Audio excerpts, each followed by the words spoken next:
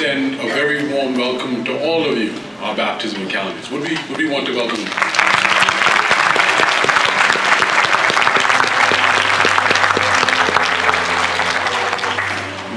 With your baptism today, you are making public your decision to walk in Jehovah's truth, not for a year, for 5 years, not for a definitive period of time.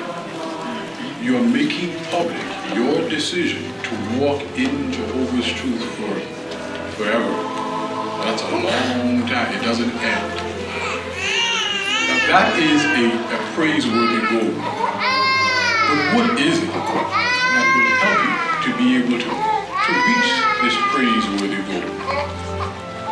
What is it that has helped millions of your fellow brothers and sisters to continue walking in Jehovah's truth, some of them for many decades, despite roadblocks that may have been placed in their way?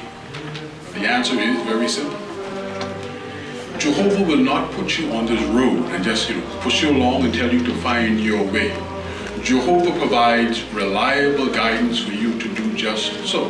Jehovah wants you to succeed, and we all want you to be successful in this walk in Jehovah's truth. Thus far, you have studied God's Word, the Bible, and God's Word has provided you with reliable guidance that has enabled you to make some very good decisions. God's Word, the Bible, has provided you with the guidance to help you to make good spiritual progress to the point where you are at now. And so when you reflect on how useful God's Word, the Bible, has been, how beneficial God's guidance has been to you, you will continue to cherish it. Always look to Jehovah for guidance. Jehovah wants you to be successful in this walk, and He will give you the guidance that you will be successful. So let's take a few minutes and talk to the three of them. Talk with the youngest in the group. Let's talk with Brother Anthony Clark. Brother Clark, tell us, how long have you been a baptized servant of Jehovah? Brother Adorning, 40 years. So Brother Clark, since your baptism, after doing this 40-year period, have there been any challenges that you have encountered? Yes, there were a few. One recent one was I was struck temporarily with blindness that lasted about a year. And during this time, Brother Darling, I wonder whether I'll be able to see again. I have a little toddler. I wonder whether I'll be able to play ball with him again. I'm the only breadwinner in the family at that time. I wonder whether I'll be able to work again, when I will go to the meetings. They will also offer encouraging words.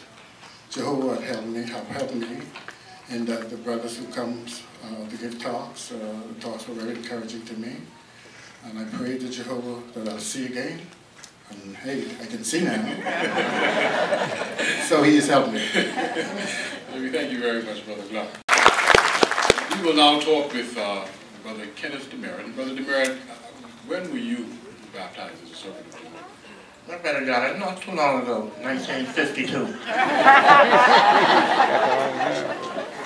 Now, at some point during your service, your activity was interrupted. Could you tell us about that, Brother DeMerit? Yes, shortly after that, I went off to school in the United States, and I lived with worldly relatives, and I accumulated a lot of worldly friends. From that point, I went downhill spiritually to the point where I was very much disciplined.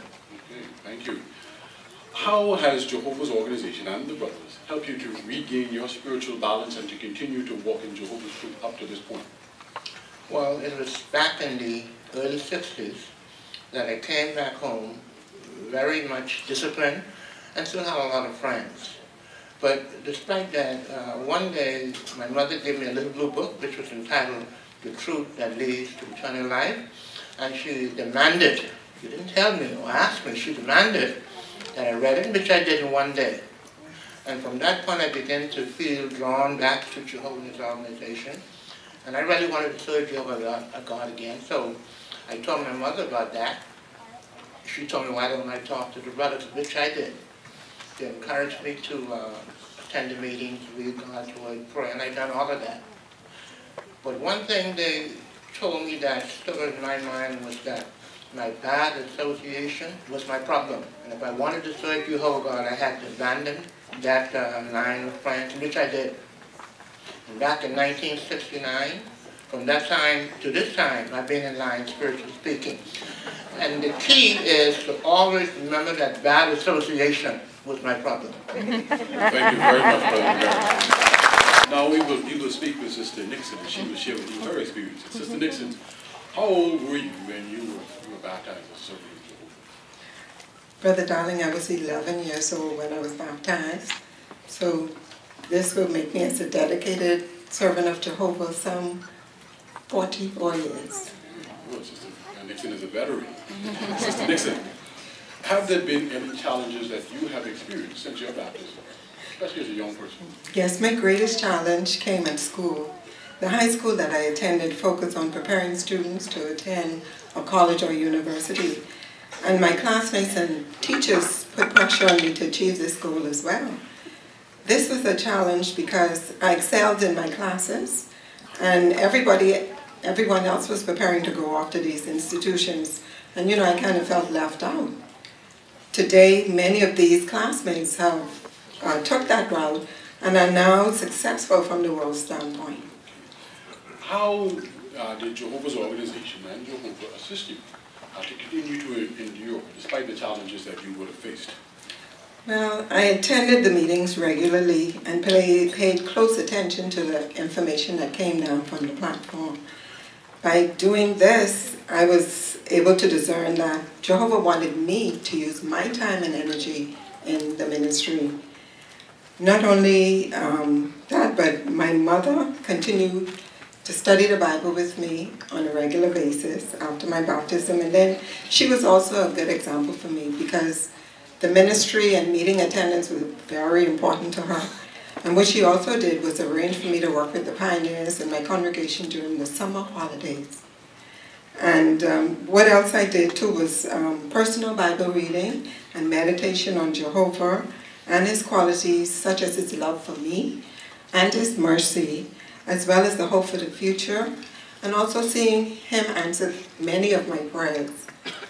All of these, Brother Darling, has helped me to endure. And now I serve as a regular pioneer in my congregation. Hey, we thank all of you, brothers.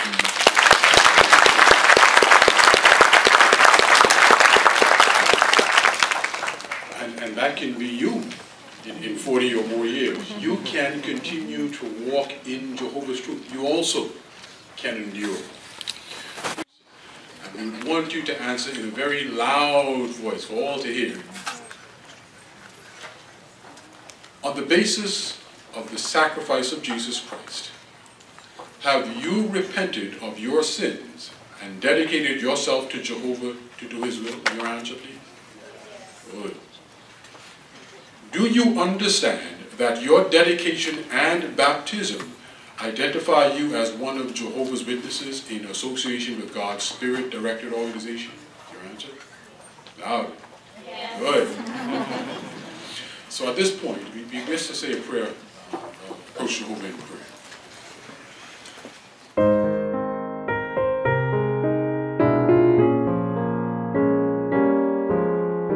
In many ways, I was raised in the truth by Bethel brothers. And as a matter of fact, there was a brother named Hugo Reamer, and he was an older brother, and he used to take the trains to come to my home in Brooklyn and study with me during the week. And I didn't know exactly, I was too young to really understand his responsibility at Bethel, but you know, it takes a lot to get out of Bethel and take the subway and come to a young man, and he just wanted to give me a little guidance in coming to know the truth, and I needed a lot of guidance, so I was very grateful for his help.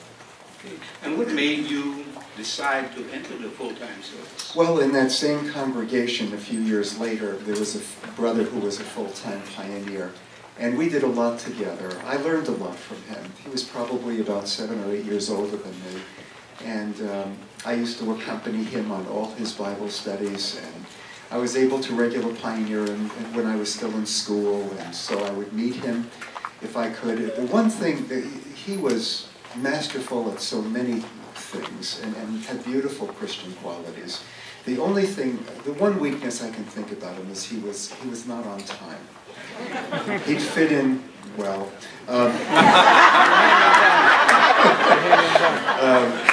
Really, I think he was part Bahamian. I think I'm going to be converted before I leave.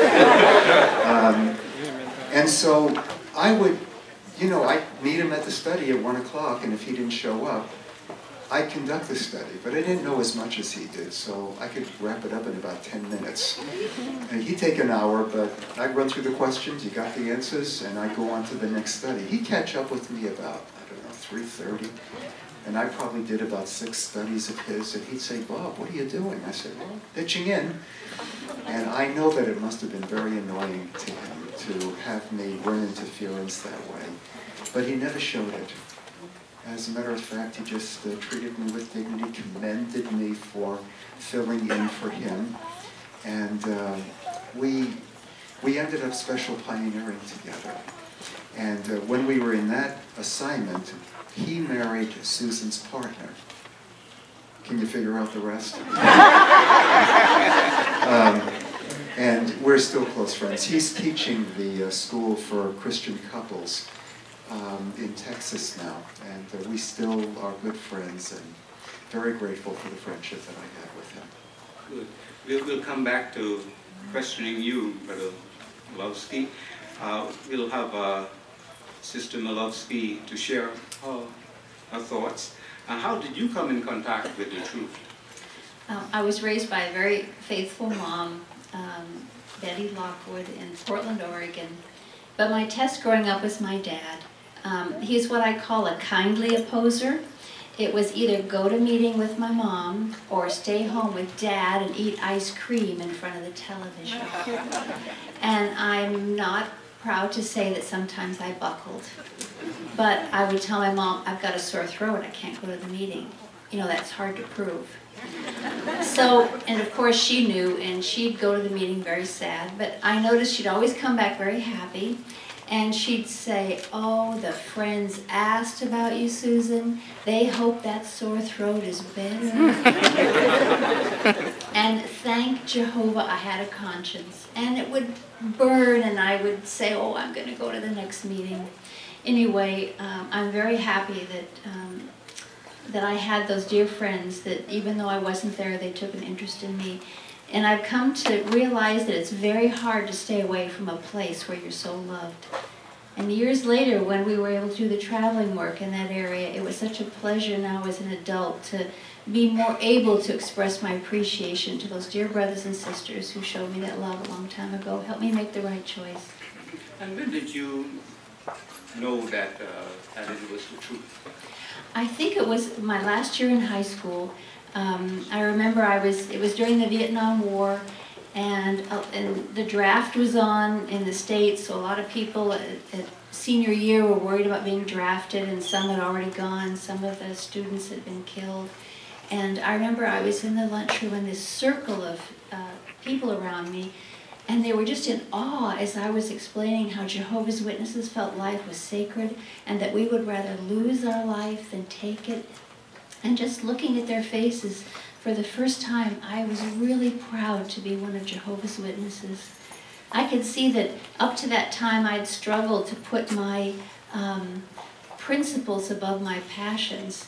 But at that moment I could see that if I had passion for my principles, they'd be a lot easier to stick to.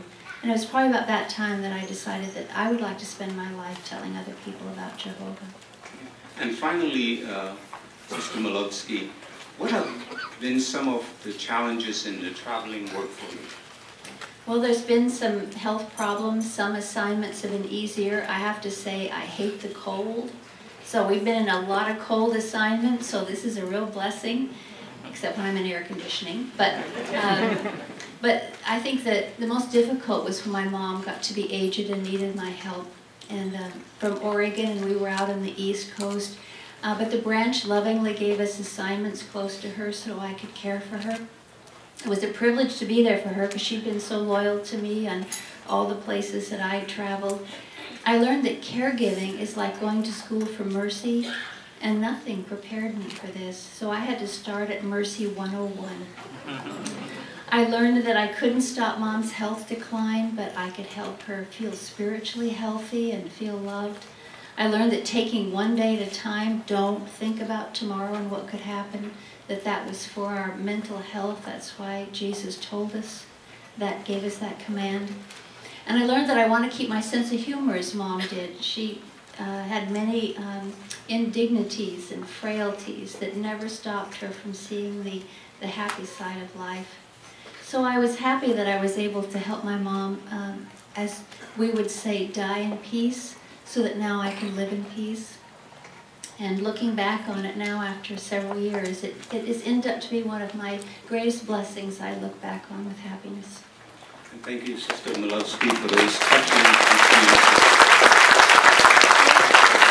Now we turn our attention once again to Brother Milowski. And finally, what are some theocratic events that stand out in your mind? Well, one of the privileges we had was attending the school for traveling overseers. That was about 14 years ago, and it was just wonderful. You go for school is 8 hours, you have 3 hours of homework, but I think what really impressed us the most was morning worship. It's the first 20 minutes of each day, and all I could think of is every morning my shoes and socks were across the dining room because the comments knocked my socks off. I mean, I had learned so much from the poignancy of Bethelites and the beauty of expressions by governing body members or branch committee members, and that was something we have never forgotten. And if there's enough time for us, maybe we'll be able to go back for the second TO school, which now, of course, includes the couples going to school. That will be just wonderful. And then just shortly before entering into the district work, I was involved in teaching the School for Congregation Elders. It was a privilege to teach at Patterson, taught at the Bossert when that was opened up for the school. Of course, their intention was to get the school out into the field, and the first place that we actually landed after being in New York was in West Palm Beach Assembly Hall, and that was February of 2010. And then we just concluded earlier last year that run of the school. Every elder in Florida came through, and Alabama and Georgia and South Carolina, and then we moved up to New Jersey to complete the mission. And it was a privilege to be with the elders. They're all teachers. I was with the teachers. I wasn't any better than they were. We were sharing the curriculum, which upended hearts every single week. And the brothers say that it was unforgettable. And it wasn't the instructors, it was the curriculum put together by the faithful steward. And it was, that changed our life, because up until that point, Susan and I were together every day. Now I was leaving for school about 6 and didn't come home until about 6. So Susan had to go find her own way, just find a congregation and find somebody that would be willing to work with her. And she was trying to find a little ministry. When Susan was a teenager, her and her partner moved to Montreal because they knew a little bit of school French, and the branch had encouraged pioneers to move to Montreal.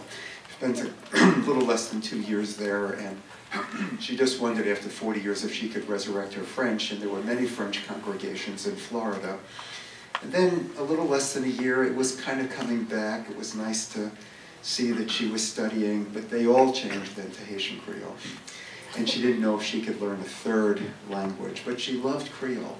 It's a very soulful language, just beautiful. And I had all these Creole elders in school, so reviewing the scriptures with her was a big help.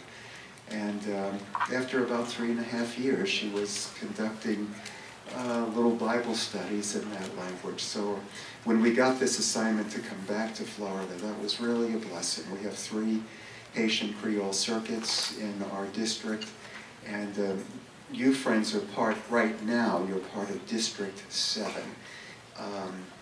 And that's, of course, of Florida. It takes in the Bahamas and Turks and Caicos. And so when the Bahamas were brought into the U.S. branch. So it's a privilege to be here. I was just going to conclude by saying that probably the greatest blessing we have is being imprinted by all the people we've met over the years. We're an amalgam of brothers and sisters that have helped us along the way.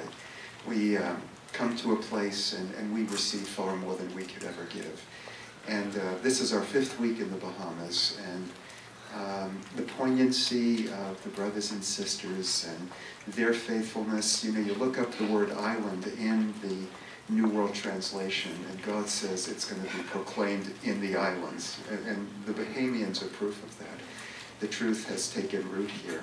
And we've been very impressed and have already come to love our Bahamian brothers and sisters and appreciate them taking us in so early in our visit to their circuit. Thank you very much.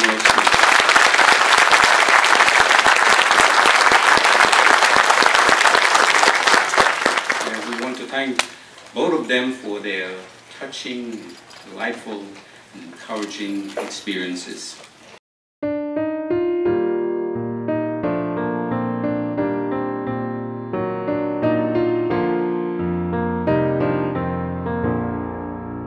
We're being urged to imitate the way Jesus taught what he taught. Now that's important for us to keep in mind, because we could teach what Jesus taught the way we feel most comfortable in doing. And that's a very important point that we want to keep in mind as we go through this information. Let's do this. Let's hold the model of Jesus high up above us. And let's look at that model like a diamond and see what we can extract, what we can learn from the way Jesus taught. Now, Jesus did many things when he was on the earth. He was a prophet. He was a healer. He would be able to heal any sort of infirmity that was brought before him.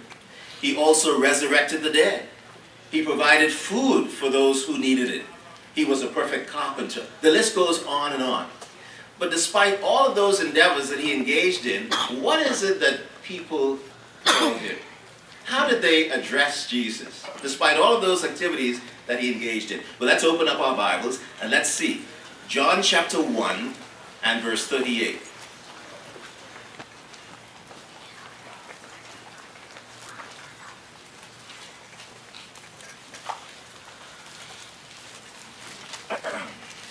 It says, "Then Jesus turned, and seeing them following, he said to them, 'What are you looking for?' They said to him, 'Rabbi,' which means, when translated, teacher, where are you staying?" What was Jesus, how was Jesus addressed? What did they call him? Teacher. Despite being a carpenter, despite being having the ability to raise the dead, to heal sick, they addressed him as teacher. Now, why teacher? Well, to get the answer to that, go to Mark chapter 10, and let's look at verse 1 to get the answer.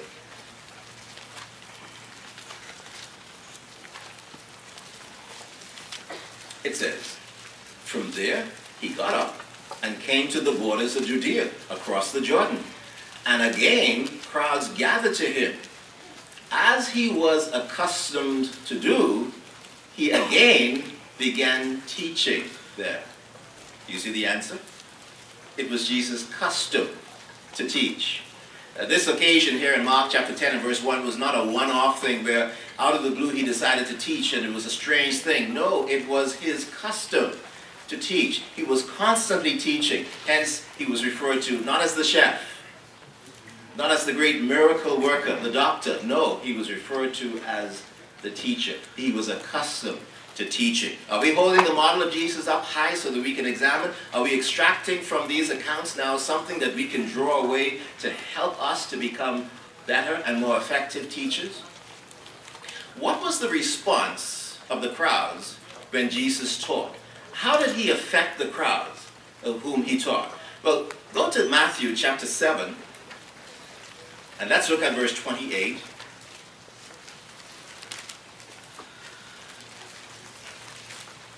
In chapter 5, 6, and 7, we get his Sermon on the Mount. At the end of chapter 7, verse 28, look at the effect that Jesus had on the crowd. It says, when Jesus finished these sayings, the effect was that the crowds were astounded at his way of teaching. For he was teaching them as a person having authority and not as their scribes. Do you see the effect? It says that the crowds were astounded. Why? Well, it was at his way of teaching. Do you know what that word astounded means? Astounded, if you check Webster's, astounded means jaw-dropping. Have you ever had someone give you some news, some shocking news, and your mouth just drops open, and you say, what? Your mouth drops open, you have that stupefied look on your face? That's a jaw-dropping experience. This account says when Jesus had finished his teaching, the crowd were astounded. Yes, he had a tremendous effect on the crowds. The audience didn't say, nice talk, Jesus. What's for lunch, honey? No.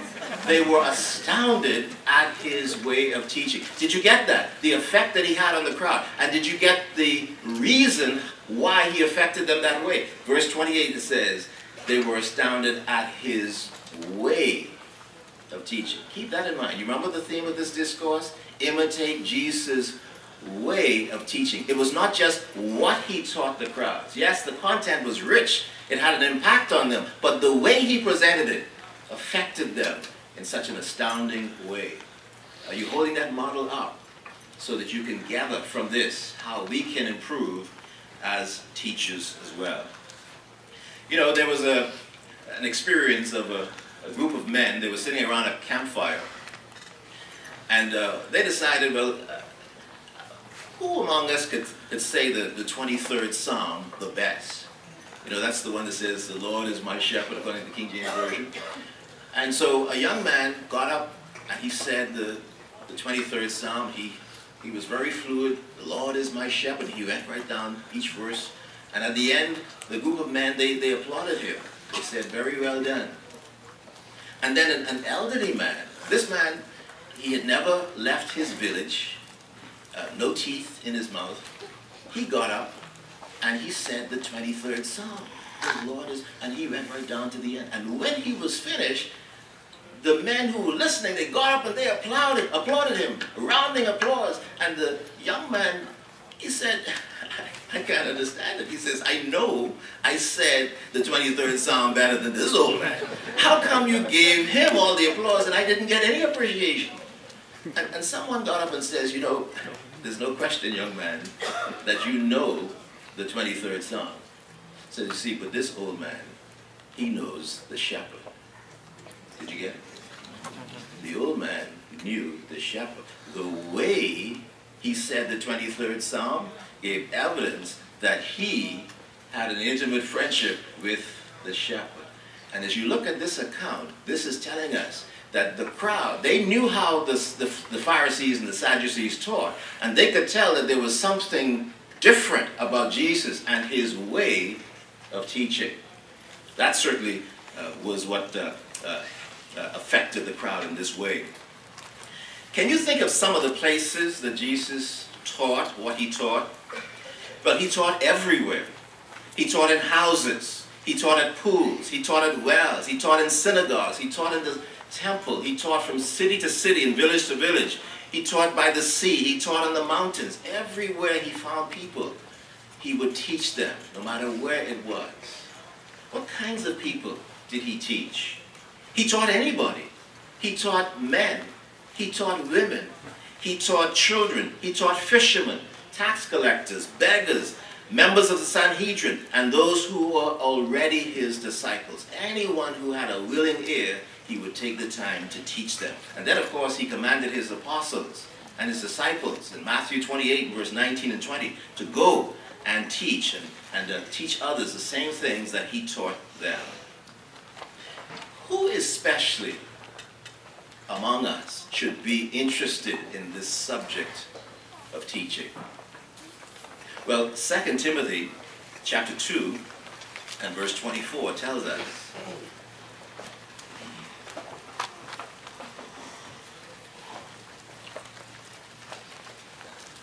2 Timothy 2, verse 24 says, "For a slave of the Lord does not need to fight, but needs to be gentle toward all."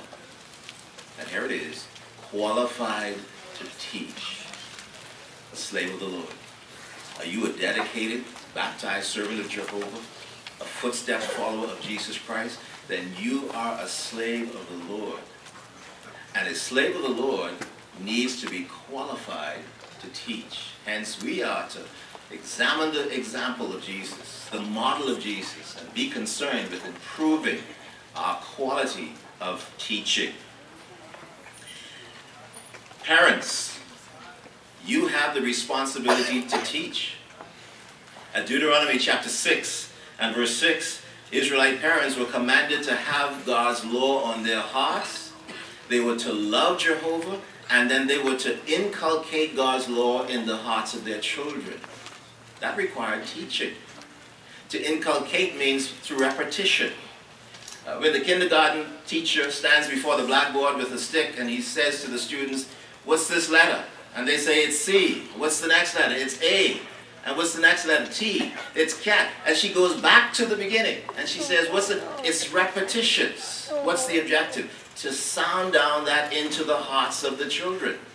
And as parents, we inculcate into the hearts of our children God's law so that they're able to love Jehovah just as we do through repetition. That requires effective teaching. Who else needs to be teachers? 2 Timothy, or Titus that is, chapter 2 and verse 3 and 4 urges the older women to be teachers in part of what is good. And there is an objective that older women would have as they teach younger women. It's to recall them to their senses, to love their husbands. Well, that requires the ability to teach, to help younger women to come to their senses, to teach them how to show love for their household. Older women also to be teachers. Who else are to be teachers? Well, we missed out the obvious, the overseers in the congregation. That's a requirement to become or to be appointed as an overseer, to be qualified to teach. Why? Because overseers have to give counsel. They have to give encouragement to others in the congregation. They need to be effective teachers in order to be successful in doing that. To teach successfully, we have to follow the model, the example of Jesus Christ. Jesus was a good student. That's what enabled him to be so effective. And who was he a student of? He was a student of the grand instructor, Jehovah God. John chapter 8 and verse 28 tells us, "Just as the Father taught me, I speak these things." So, to be effective teachers, we must follow the model of Jesus Christ. We must be prepared to listen attentively to what he is saying, to look closely at the model that he left us. And that's what he said at Matthew chapter 11 and verse 29. "Take my yoke upon you and learn from me." Just as Jesus learned from his Father, we are being encouraged to learn from Jesus Christ. Let's do this. Let's look at some of the things that Jesus did to be so effective as a teacher. Let's look at 10 speech qualities. Let's examine them and let's see how we can incorporate them in our teaching or use them to enhance what we already have as teachers. Now, here's the first thing. And before I give you the first speech quality, I'd like to prepare you for a question that I'd like to ask you at the end of this discourse. And that question is, what were some of the methods here's the question. How can we imitate Jesus' way of teaching? That's the question I'd like to ask you at the end, and you can answer that inside yourself when we conclude. Did you get it? How can we imitate Jesus' way of teaching? Now, here's the first thing. Jesus used God's word as his authority when teaching. And that is vital in order to teach with authority and to reach the hearts of our listeners. There was nothing that carried more weight with Jesus than the Holy Scriptures. So, the primary way we can imitate Jesus' way of teaching is by becoming skilled in using God's word, the Bible, and letting it stand out as the final authority.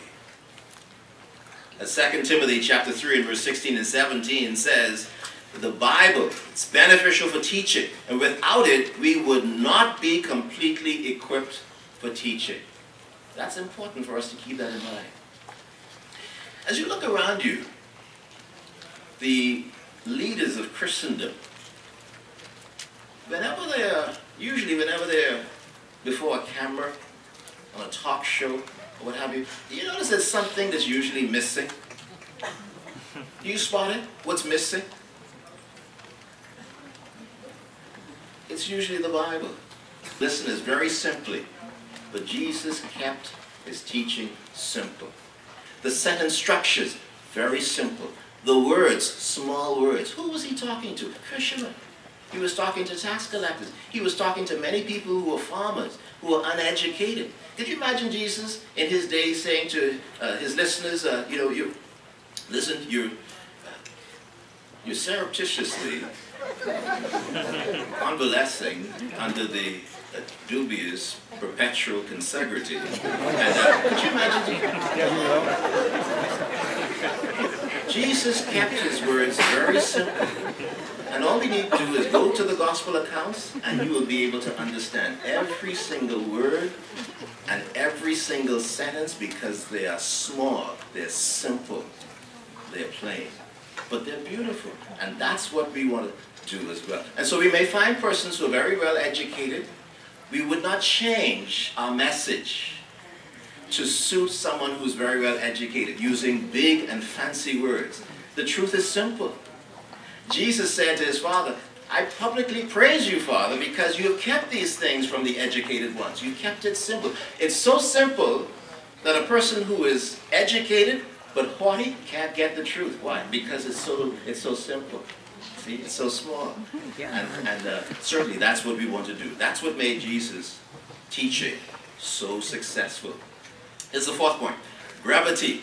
Jesus often used short phrases that were rich in meaning. Can you think of some of the short, terse phrases that Jesus used? Store your treasures up in heaven. That's a simple expression. Don't throw your pearls to swine. Very short, terse expressions. And we can do the same as well. Here's another one, the fifth one. Illustrations. Effective illustrations are not quickly forgotten. Jesus utilized illustration. He said in Matthew 13 and verse 34, let's look at that text. Matthew 13, 34, 35 says, all these things Jesus spoke to the crowds by illustrations. Indeed, without an illustration, he would not speak to them.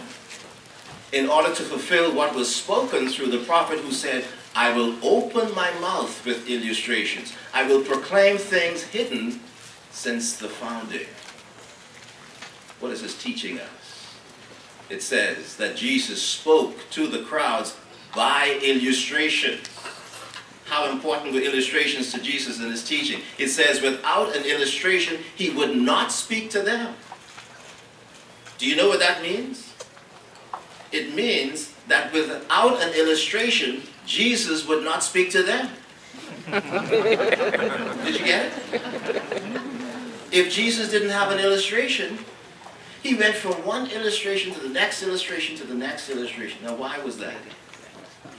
He did so because of how valuable it is to help an audience to think in terms of pictures. Did you do well in mathematics at school? Was that your favorite subject? Why? Why not? Because as humans, we have difficulty thinking in the abstract.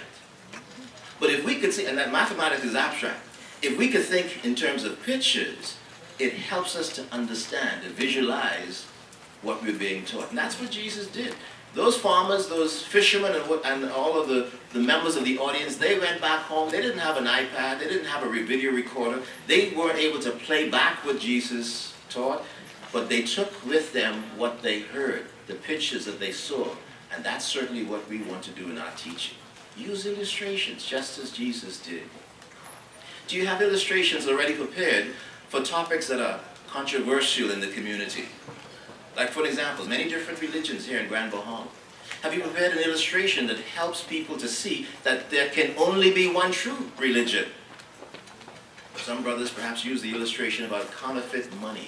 Say, you have lots of counterfeit money. It doesn't say counterfeit on the bill. It says the real money, but you know it's not counterfeit money. You could tell the difference. See? Some brothers use the illustration of watches. They say, everybody's got a watch in the room. All of them have a different time on them, but they can't all be right at the same time. See? You look around us throughout the day, think of illustrations that we can come up with that can help people to overcome objections, just as Jesus did. Here's the sixth point. Jesus used questions, and questions can cause listeners to think and to arrive at conclusions. It can help them to examine their motives and make decisions. Jesus was a master at using questions. He already knew the answers when he asked those questions. It was not just to get the answer. It was to cause his listeners to think, to get them involved in the discussion. We want to do the same thing as well. Here's the seventh thing. Accuracy. Jesus spoke in line with truth, according to Luke chapter 20 and verse 21. And we have to prepare well and resist the temptation to guess and obtain information from reliable and up-to-date sources. Here's the eighth point. Logical reasoning. Logical reasoning encourages people to listen and to think. That's what Jesus did. He often expressed thoughts through analogies. He cleared away misguided objections, and he put matters in their proper perspective using logical reasoning. Here's the ninth thing. Repetition. Repetition is necessary to inculcate God's laws and concepts into the hearts of those who listen to you. You remember we talked about Deuteronomy 6 and verse 6? Israelite parents were encouraged to inculcate God's law into the hearts of their children. Through repetition, inculcate, repetition. We do the very same thing. Jesus did that. He used repetition. He would say what he said more than one occasion, allowing his listeners to benefit from that. Here's the 10th point. Object lessons. Object lessons are powerful ways to impress points on the minds of one's listeners. And Jesus regularly used object lessons to teach. Bring a young child. Teach his disciples how to be humble and the like. Those were effective teaching methods that he used. Teaching that truly motivates others comes from our hearts. We must continue to get the teachings of God's word down into our hearts so that we are able to help others to get it into theirs. As elders continue applying themselves to teaching, they're going to build up their brothers and sisters spiritually. If we pay constant attention to our teaching, here is a major benefit that will come our way. 1 Timothy chapter 4 and verse 16.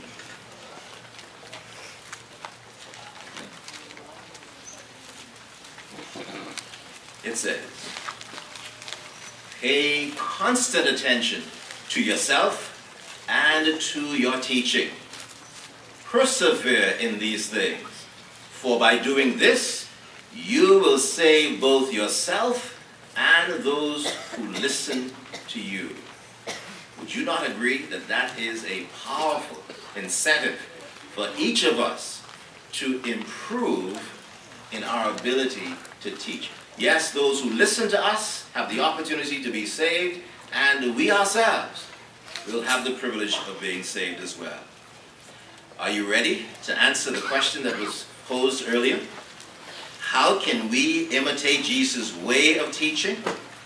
The answer, Matthew 7 verse 28 and 29, a primary way is by becoming skilled in using God's word, the Bible, and letting it stand out as the final authority. Jesus used far more teaching qualities than the 10 that were mentioned in this discourse. And if you'd like to learn even more of those teaching qualities, we encourage you to use the book Benefit from Theocratic Ministry School Education to discover even more of them. But if we imitate Jesus' way of teaching, we will honor Jehovah God the source of all the truths that we teach.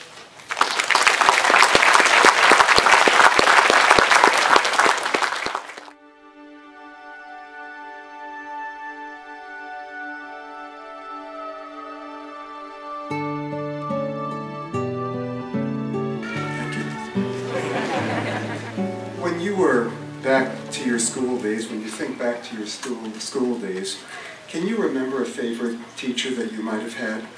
Some of us can. We probably saw those teachers as sincere. Maybe they made the lessons live. It could be that they encouraged us when we felt like a failure because we were failing all the tests. But they didn't let us give up on ourselves. You know, I can remember in grade school, students already graduated would come back to their grade school teacher, and they would thank them for the good effect that they had on their lives. And, you know, I ended up doing the same thing after I graduated. There are about 3 million professional teachers in the United States, 7 million in the world. UNESCO says that there's a need for 8 million more. That's almost double what there is right now. Teaching can be a noble profession. But no greater nobility and no greater privilege can be had than for someone to be a teacher in the congregation of God. And unlike any other teaching profession, it really carries with it the greatest responsibility in affecting the lives of people. The half-brother of Jesus under inspiration reminded us of its weight in James chapter 3, verse 1. He said, "Not many of you should become teachers, my brothers." Why? "Knowing that we shall receive a heavier judgment." Now, he wasn't discouraging brothers from reaching out, but he was cautioning those who are reaching out and are not qualified not to be impatient. After all, it comes with a heavier judgment. The judgment is heavy enough when you are qualified. If a brother wasn't qualified, that judgment could be unbearable. So you may be thinking, what does it take to be a teacher? Well, that's a good question, and it brings us to the theme text for our discussion, and really the basis for the title of this talk at the end of our day. If you turn to the book of Romans, chapter 2, we're going to be reading verses 21 to 24. Romans chapter 2, and we'll start right in verse 21. Do you, however, the one teaching someone else, not teach yourself? You, the one preaching, do not steal. Do you steal? You, the one saying, do not commit adultery. Do you commit adultery? You, the one abhorring idols, do you rob temples? You who take pride in the law, do you dishonor God by your transgressing of the law? Verse 24. For the name of God is being blasphemed among the nations because of you, just as it is written. Now, I think any of us can understand Paul's direct and straightforward admonition. We say things that are similar to that, though perhaps not quite as precise, like, I'd rather see a sermon than hear one. Did you ever hear that one? Or, action speaks louder than words. I think we've all heard that. You can talk the talk, but can you walk the talk? Why don't you walk it like you talk it? To put it simply, practice what you preach. And this applies to elders, but not just to elders, it also applies to parents. Moses, quoting Jehovah, told parents in Deuteronomy, he said, "These words that I am commanding you must be on your heart." Why? Because you can't reach the hearts of your children unless you're launching those truths from your hearts. Only when parents teach from their hearts do they have the possibility of entrance into their children's hearts. Those parents serve as examples for their children, and children are very quick to detect what they perceive to be a double standard. And then, since all of us are sharing in the teaching work in one form or another, the principle, as a teacher of others, teach yourself, really has application to all of us. Just go back to Romans chapter 2, just for a second. Romans chapter 2. And look with me at verse 21. Maybe we can just look at some of the sins that Paul directly mentions. The very first one, he says, you, the one teaching, do not steal. Do you steal? And you may be thinking, I've never been guilty of that crime. Well, thankfully, most of us are not thieves. But do you remember Malachi's words? It was in Malachi chapter 3. And he told the Israelites, you are robbing God. Talk about stealing. And what did he mean by that? Well, they weren't giving to Jehovah what they promised him. That's theft. So when we raise our hands and we say how bad the world is getting, because look at the crime, look at how they steal. Paul said, excuse me, you who raise your hands and condemn theft, are you robbing God by not giving him what you promised him? And what did we promise him? We promised to give him our life and nothing less. It's powerful, isn't it? Then when you go down a little further in verse 22, he said, you who say don't commit adultery, do you commit adultery? And we may be thinking, look, brother, I'm clear on that one. There's never been infidelity in my marriage. But you remember the words of Jesus. He said, if you look at a man or a woman and you desire them in your heart, you've committed adultery in your heart. God knows it, I know it, and now you know it. You know, there was no wiggle room. It wasn't as bad as committing adultery, but he was just letting us know it's easy to raise our hands and condemn the immorality in this world. But the question that God has is, why is immorality or immoral fantasies playing in the minds of a person who raises his hand to condemn it verbally, but not up here? So you can see, those of us who are in the position of teaching others, this principle is very important. We need to teach ourselves. And do you know what all this tells us? And especially those of us who are teachers, that words can be spoken by anyone. Dare I say, even truthful words, but beautiful words can only be spoken by those who are practicing them. So, the counsel is timely. As a teacher of others, teach yourself. Now, we've discussed the negative things we must avoid as teachers of God's Word. And you can see, it wasn't simply to avoid being viewed as a hypocrite by others. We didn't want to be viewed hypocritically by Jehovah. He can see right into our hearts. Now, why don't we discuss a number of positive things that we want to do as teachers? We'll take them one at a time. This is point number one if you're taking notes. Be a gentle teacher. Now that's defined for us right in 2 Timothy chapter 2. And you'll notice the expression is used right in verse 24. That's 2 Timothy chapter 2, verse 24. It says, a slave of the Lord does not need to fight, but needs to be gentle toward all, qualified to teach, showing restraint when wronged, instructing with mildness those not favorably disposed. Perhaps God may give them repentance, leading to an accurate knowledge of the truth, and they may come to their senses and escape from the snare of the devil, seeing that they have been caught alive by him to do his will. Well, there's the admonition. It tells us to be gentle teachers. The word gentle is used about 3 times in the Christian Greek scriptures. The Greek word is epion. You know, another place it's used is in 1 Thessalonians 2:7, because Paul said, I became gentle in the midst of you like a nursing mother. Well, that fits. And then he's telling us that we need to be gentle toward all, especially those who are not favorably disposed. How do we do that? Who sets the high bar for us in being a gentle teacher? It's Jehovah. So what can we learn from God? If we watch how he teaches, will it help us to be gentle teachers?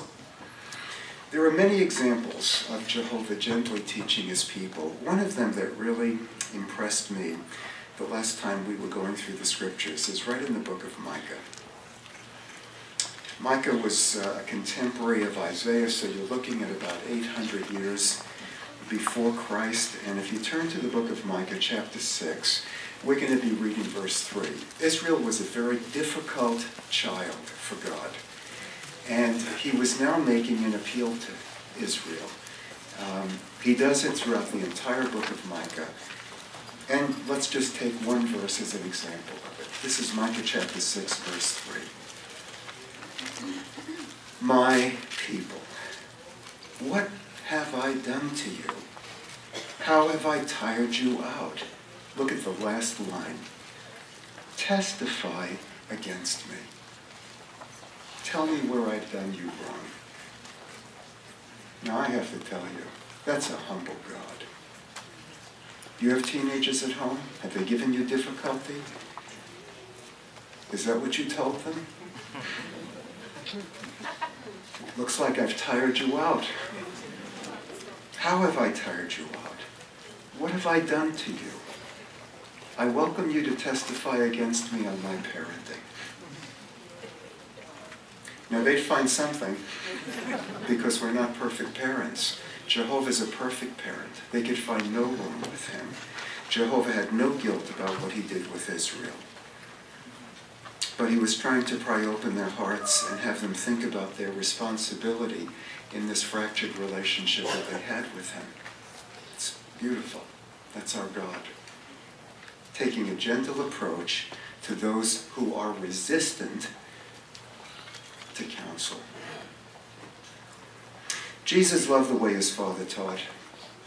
And he wanted to do the same, and he did perfectly. An example.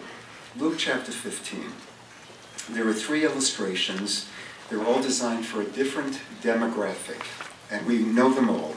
In verses 3 through 7, he must have addressed this to shepherds, mostly men. They were the ones that took care of the flocks.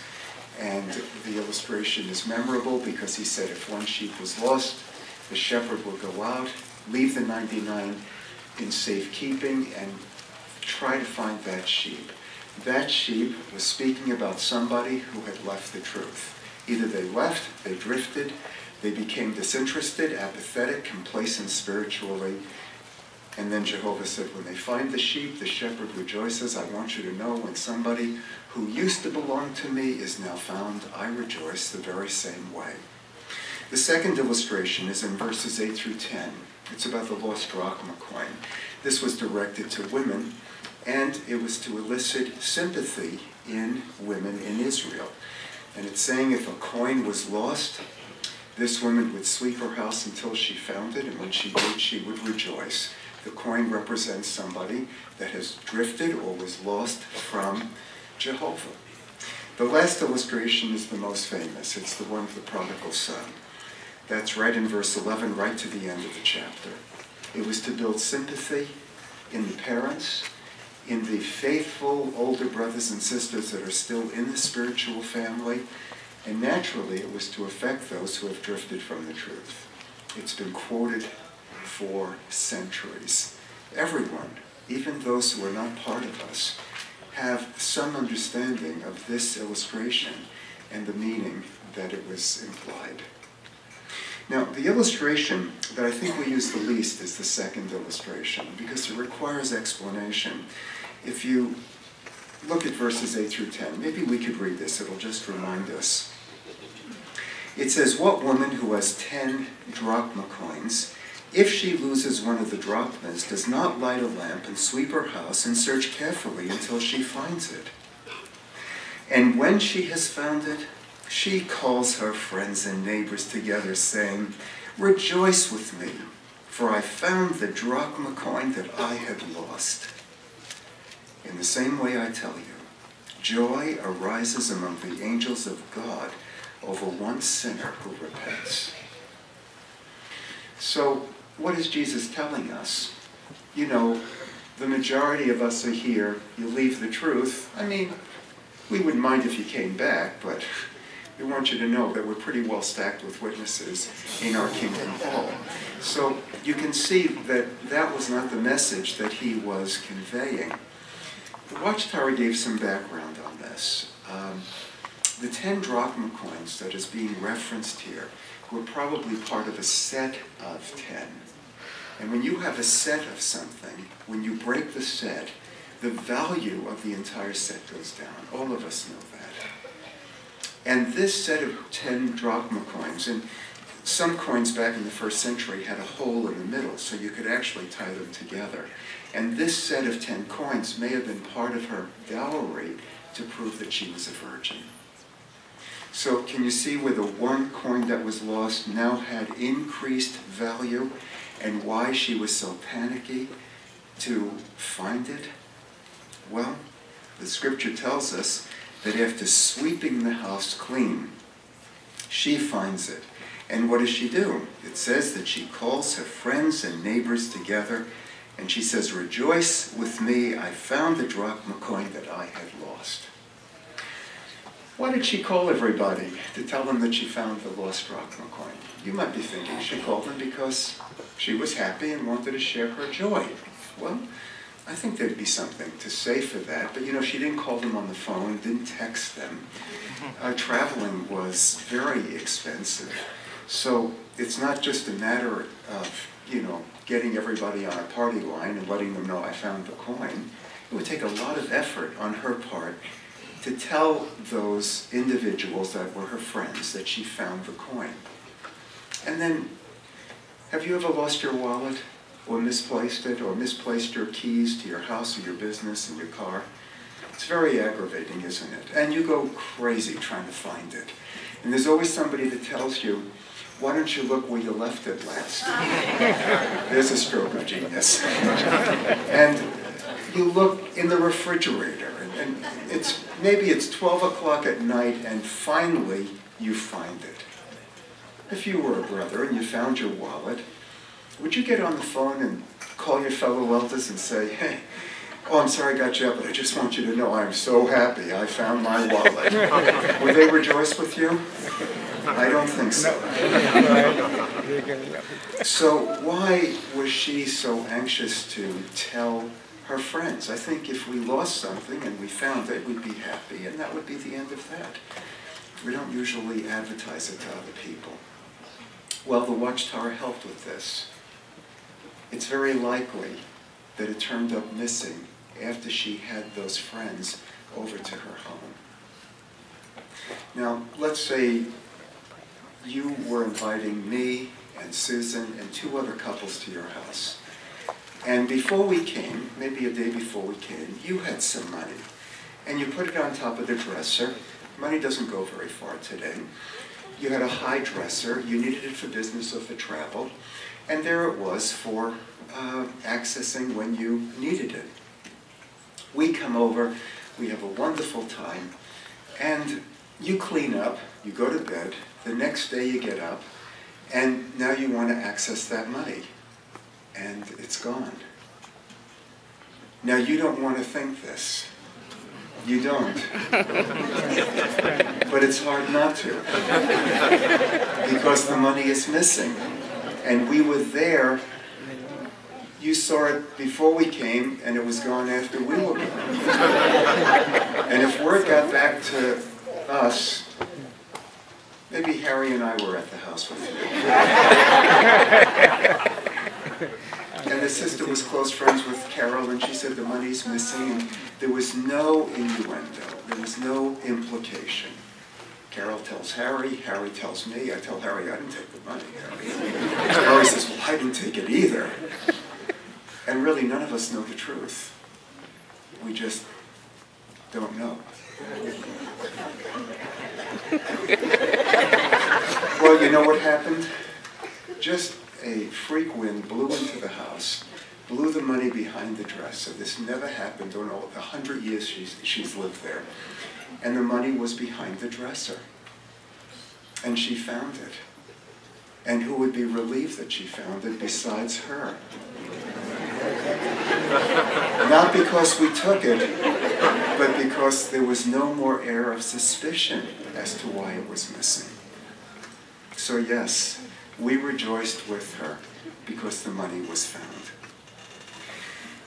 There are 2 reasons for this illustration. Can you see them? The first reason for this illustration is that when someone stops coming to the Kingdom Hall, every elder should be concerned about it. Why are they not coming? And a brother may think, don't put that on me. Each person is the master of his own faith. I'm trying to do my job here. And that's true. And we don't blame an elder for somebody that might be missing from the congregation. But when was the last time you wrote them a letter? When was the last time you made a call on them? When was the last time you even made a phone call to them? When was the last time that you bought them a gift? When was the last time you took them out for dinner? When was the last time that you invited them out in service? Well, I don't know. Who do you think you are to even ask those questions? Well, I'm not asking them of any person. I'm just asking, when was the last time? So you know what happens? There's a little cloud that's coming over us now. Do you know when that cloud lifts? You know when we don't have to bother with those questions any longer? When the person comes back. And when they come back, we rejoice because we're happy they've returned to the flock. There's a second reason for the illustration. Each person that is lost from the truth is like this lost coin. Now, is anyone indispensable? No. God's will be done with or without us. We know that. But is each person like that coin, being irreplaceable? Yes. A new person coming into the truth doesn't take the place of the person who left the truth. The lost coin, that lost soul, is part of a set. That's the way Jesus wanted that lost soul to feel, and it's the way he wanted us to feel. What a touching illustration. So when we visit those who are weak and don't come very often, or who are inactive and may not come at all, now we know what to tell them. We're sick at heart that you're not there. And we want you to know you're irreplaceable. You're an irreplaceable part of our spiritual family. You're irreplaceable in our hearts, and you're irreplaceable in Jehovah's heart. Would you agree that that's gentle teaching? That's what Jesus was teaching us. Now, you may be thinking, those are some good points, and understanding that illustration is quite moving. But some people are so frustrating, they almost seem to be resistant to gentle words. Well, please know that at times, firmness is necessary. There's room for it. But permission to be firm comes with a proviso. It comes with boundaries. And if you turn to the book of James, maybe we could read the 5th chapter and the 9th verse.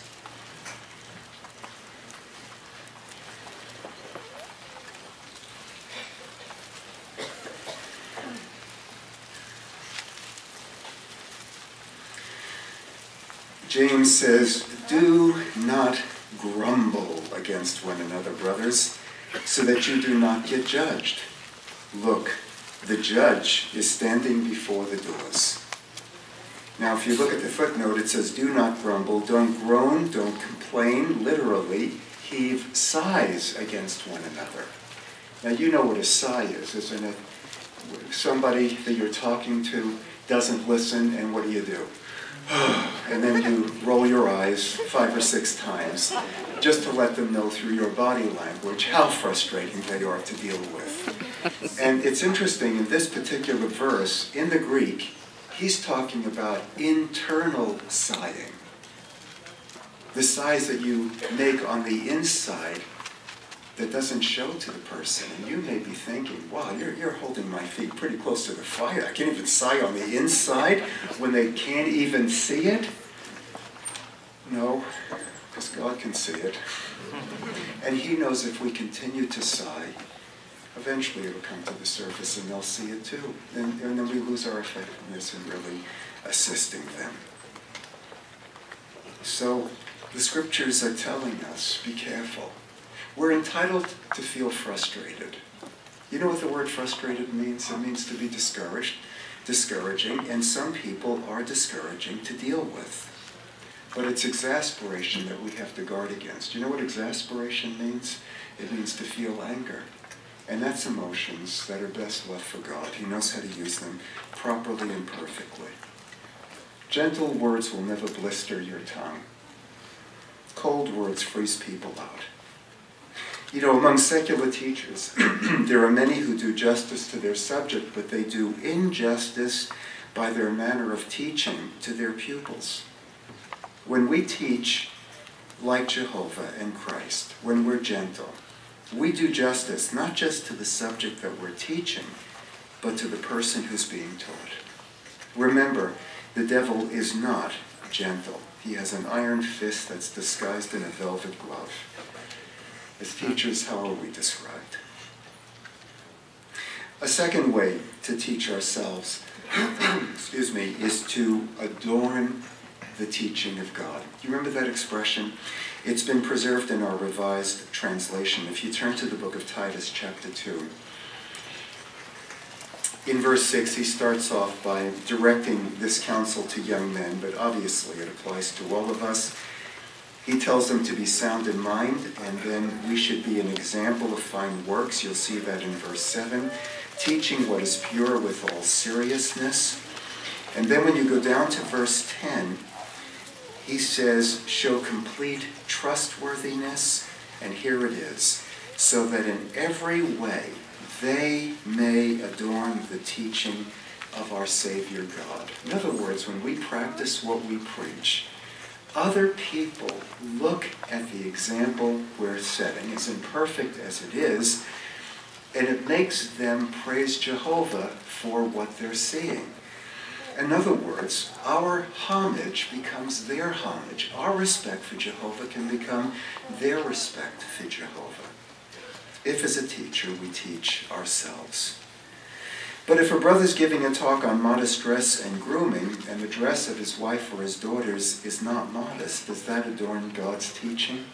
It ends up distracting from the beauty of God's word. If an elder or a servant is giving a talk on the ministry and they're hardly visible, what effect does that have on his audience? Are they thinking about the ministry, or are they thinking about his deficient example in the ministry? In Titus 2, 6, and 7, one translation simply put it this way: guide people by mostly showing them this by doing it yourself. That's incorruptible teaching. Do we adore Jehovah? We do. We love him with all 100 trillion cells of our being. And if we practice what we preach, we will adorn his teachings just as Christ did. Now, there's one more way that we could mention that we need to teach ourselves. We need to make sure that what we teach is not our own. And that was a lesson that Jesus took to heart. If you turn to the book of John, in a number of places in John, Jesus really emphasizes this. One part that's quite impressive is right in John chapter 7.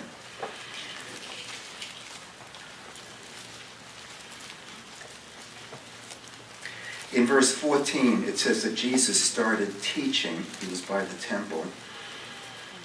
And you know that the crowds were generally really taken by his teaching. As a matter of fact, in verse 15, it says they were astonished. But then they started musing to themselves, how does this man have such a knowledge of the scriptures when he has not studied at the schools? So this is what they were assuming. Because Jesus was not a student of the rabbinical students, he was just spouting off his own ideas. And that's why what Jesus said was so profound in verse 16. What I teach is not mine, but belongs to him who sent me. I am not self-taught. I'm God-taught. And that taught them something. If you turn to John 12:49, this is another impressive expression, runs along the same vein. You'll notice what Jesus says here. He says, I have not spoken of my own initiative. The Father who sent me has himself given me a commandment about what to say and what to speak. And to a neophyte Bible reader, just to somebody who's reading it for the first time, they may say, you mean he couldn't even put two and two together he had to be told, is he a parrot? That he just said what God told him to say? Just a puppet? No. Jesus is the second most intelligent person in the universe, and he was when he was here on the earth. Of course he could put his own words together. So why did he insist on not speaking of his own initiative? And the Watchtower made a beautiful point. It said Jesus loved divine teaching far too much to ever do anything to modify it. He loved his Father's teaching. There was no way to improve on the exquisite mind of God, and the only purpose he had in coming here to this earth was to make sure the people could see the beauty of his Father's teachings as he had seen for billions of years. When we see what Jesus taught, he taught wisdom that would enable a person to live their life as happy as they could this side of the New World. I mean, one expression after another, pregnant with wisdom for life. People study the humanities in school. That's psychology, sociology, philosophy, poetry, literature. They may spend 4 years getting their degree in the humanities. And Jesus takes the Sermon on the Mount. He could lay it out for you in about 20 minutes, and you would need nothing more than that. Jesus defended the scriptures. He dignified passion for the Word of God, and we can do the same. The best teachers are really the best students. It is those who are teaching themselves through regular and intense study of God's Word that have the greatest possibility of reaching the hearts of others. And if we're privileged to be teachers, remember the purpose of our teaching. The reason that Jehovah gives us permission to be on a platform is so that those who are listening to us will love him just a little bit more after a discussion is being held from the platform. Or that they'll love a scripture. They'll say, I never saw that scripture in that way. That's a beautiful scripture. That's the whole reason that we're given permission to be up here. So Jehovah wants us to do exactly what his Son did. Help people, including our own people, fall in love with his Word and fall in love with him. Well, it's been a rich day. Why don't we take a little time just to review what we've covered. If you have your programs,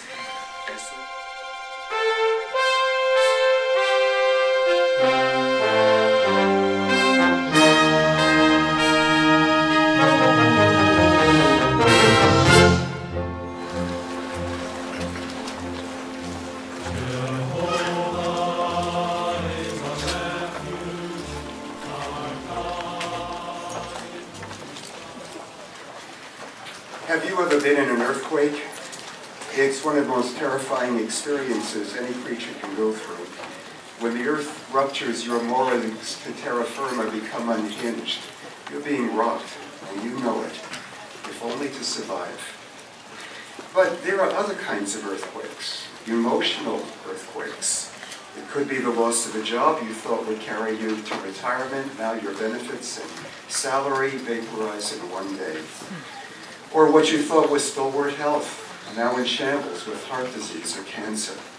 A marriage that appeared to be rock solid, now shattered by infidelity. And then there is, of course, the earth-shattering loss of a loved one. How do you pick up the pieces? Around the world, people are being rocked in one way or another. But your presence here at this circuit assembly for this particular discourse shows that you're feeling the effects of another critical and decisive tremor taking place in human affairs.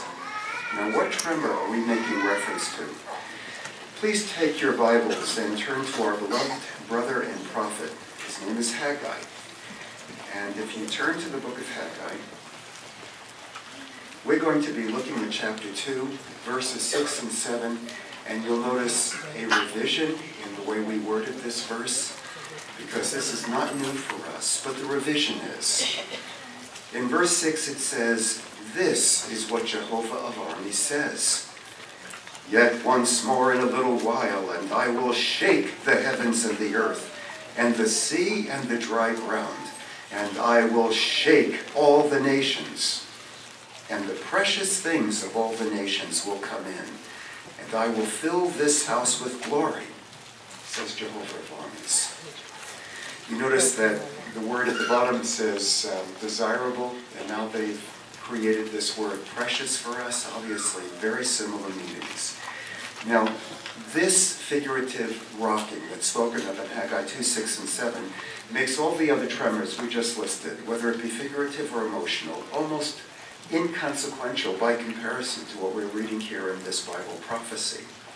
And yet most people don't feel what we just read. But even though they don't feel it, make no mistake about it, Jehovah said he's going to rock all the nations, which means there's not a parcel of ground on this planet that won't ultimately feel and be affected by it. And that means that you and me and our families are involved. There's just no way around this Bible prophecy. Your future, my future, depends on what the outcome of this rocking will mean for us. So what is this rocking all about? Well, let's see if we can explain. The biggest issue with any nation on this earth is their sovereignty. In other words, their assumed right to self-rule. Even within the same country, there'll be political factions vying for the sentiments of people that live in that country. Each party claims that they have the best way of rulership even within the same country in which they're vying for power. People understandably become quite involved in politics. Now, you've seen that in Ukraine, Crimea, you'll see that in the States, no doubt you see that here in the Bahamas, and that's because people want to influence the outcome of elections when it comes to self-rule. They feel it's more than just an option. They feel it's their right. They feel it's their God-given right. And they're wrong. God didn't give that right to Adam and Eve, and he didn't give it to their offspring. So now, can you see what shakes the nations more than anything else? It's when their assumed right to preferential rule is challenged. I mean, if their sovereignty is challenged, they're willing to spend blood and treasure to assure the lasting existence of their preferred rulership. And that's why the proclamation that it is now time for the kingdom of God to rule shakes the nations as they've never been shaken before. Now, let's see if we can just pull back the curtains a little wider on this. The Bible speaks of an expression, the appointed times of the nations. It's when God allowed the nations to have a certain run when it comes to their preferential rule. And according to Bible chronology, that was up in 1914. We can't establish that scripturally right now because time doesn't allow, but any one of Jehovah's Witnesses will be very happy to take you through that prophecy. It's found right in the book of Daniel. And if you go to the website, jw.org, you'll find a complete, concise explanation of 1914. As a matter of fact, it might be helpful for any of us to go, cut it out, put it into your Bible, because it'll make it easier for you to explain to people if they ask us at the door. In 1914, the appointed times of the nations ran out. That means the time ended for man-made governments to rule without challenge or interference from a government by God. In 1914, the time came for Christ to accept invisible kingdom power over this world. And that fact was widely proclaimed by Christians at that time. And this notice of interference with man's sovereign rule of the earth by God's heavenly kingdom, it rocked the nations. And you might be thinking, I don't know, I read history books. I never read about the nations being rocked because this invisible kingdom of God was so-called established. I never read that in the papers. Well, you got to read it in these papers. And what did these papers tell us actually happened? If you turn to the book of Revelation, this is the last book of the Bible, and we're going to turn to the 11th chapter, and you'll notice the proclamation very clearly made in verse 17, so maybe we could follow along with this. It says, "We thank you, Jehovah, the Almighty, the one who is, who was, because you've taken your great power and begun ruling as king." Well, that took place in 1914, but what was the response of the nations Look, notice the first phrase in verse 18. It says, the nations became wrathful. And you know how they expressed that wrath? They expressed that wrath by opposing those who are proclaiming this kingdom message. They used wartime conditions to foment trouble for these proclaimers. Once again, the scriptures allow us to go behind the scenes. What else was happening? You're still in Revelation 12. And if you look at verse 7, it says that war broke out in heaven. Michael and his angels battled with the dragon and its angels battled, but they did not prevail. Nor was a place found for them any longer in heaven.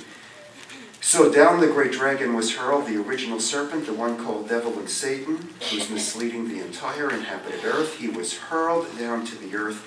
His angels were hurled down with him. You noticed in that one verse, in verse 9, the word hurled is used. How many times did you count that? 3 times. You know what that means? That means the demons had no flight control. They had no ability to put any brakes on. Christ took them like little paper airplanes and flung them right through space. And they crash-landed here.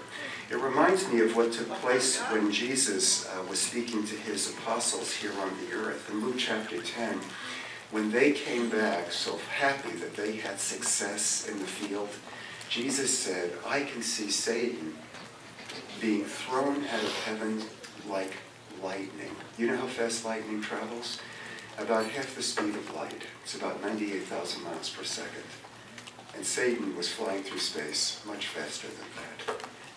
Well, he crash-landed here on the earth, and he couldn't get out of Earth's atmosphere. He was not permitted, and that means he lives here. That's why there's so much trouble.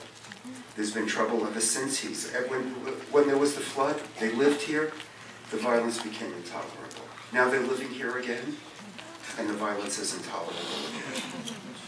So in verse 12, you notice here, it says, on this account be glad, you heavens, and you who reside in them, but woe for the earth and for the sea, because the devil has come down to you having great anger, knowing he has a short period of time. So the devil stirred up the nations into global warfare. He was hoping to get rid of the proclamation and the proclaimers so that his domination of this planet would go unchallenged. See, Satan was figuring that if he could be successful in silencing the proclamation of God's kingdom being established in the heavens, then when his short period of time was finally up, he'd be the only one standing, because there would be no one on this planet who would be standing up for Jehovah's sovereignty. Well, as usual, Satan's calculations were dead wrong, as he will be. Jehovah has successfully put before all people, including you and me, this issue of sovereignty. Jehovah is the only true sovereign of the universe, and he cannot and will not allow himself to be ignored. All the nations, all people will have to decide who they're going to support as their ruler. And maybe you're thinking, I'll tell you right now, brother, you can count me in as a full-hearted, foursquare for the kingdom supporter of the sovereignty of Jehovah. Well, if that's the way you feel, you're on the right side. Remember how Haggai described you as precious or desirable? One translation says you're a treasure among the nations. You're on the right side, really the only side to be on. Of course, that didn't stop Satan from railing against kingdom proclamation. And he's masterminded the development of entire institutions to deceive people and lead them away from God. And the most reprehensible institution that he's manufactured is false religion. Now, a person here for the first time, that may strike a dissonant note because they feel there's good in all religions. Is there really false religion? Well, the scriptures help us. See what you think of this. 2 Corinthians chapter 11. And there was a needed modification in our revision on this particular verse. 2 Corinthians chapter 11. And it's in verse 14. And it says, no wonder, for Satan himself keeps disguising himself. Remember what he used to say? transforming himself as an angel of light. That Greek word means disguise. So that's a much clearer word for us.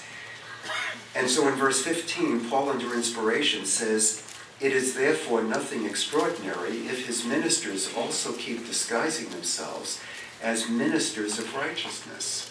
But their end will be according to their works." What makes a religion false is if they teach false things, if what they teach is not in harmony with the scriptures. And false religion insists on perpetuating human rule.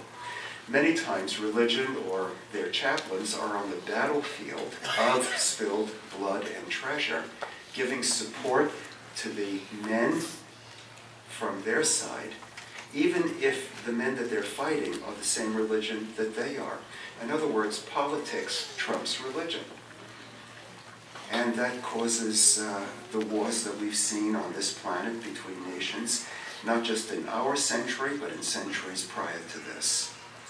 What could possibly induce that kind of compromise? How, for example, could a Christian minister who knows in Matthew 5 where it says to love your enemy be behind men who are showing hatred for their enemy? There's an interesting text. It's found in the book of Zephaniah. If you found Haggai, you're going to find Zephaniah. It's right before It's right before Haggai. It's Zephaniah chapter 1, and we're right in verse 12. That's on page 1280 of your Revised Translation.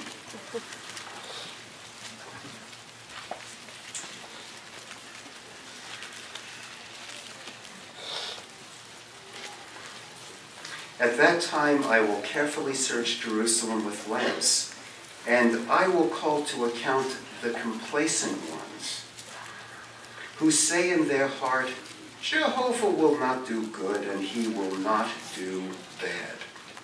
When you go down to the footnote, you'll see how that used to read. It was more literal. Instead of complacent, it says, I'm going to call to account those religious leaders who are congealing on the dregs, as in a wine vat. So naturally the dregs settle to the bottom of a wine vat, and Zephaniah was able to use that as an illustration that the religious leaders had settled to the bottom, and they were the dregs at that time, and they didn't want to be disturbed. They didn't want to hear Nehemiah and Zephaniah's message.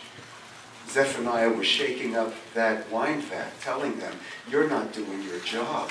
You've got to tell people what Jehovah requires of them. He is our sovereign.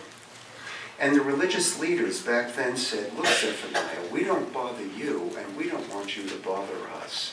You know what the word complacent means? It means to be contented to a fault. You're too content. You better mix it up. You better shake it up. You better be rocked. So that's what's happening in religion today. They tell people what they want to hear. God loves unconditionally. That's one thing you hear religious leaders say. He doesn't require any condition. Your way is God's way, just in case you were interested.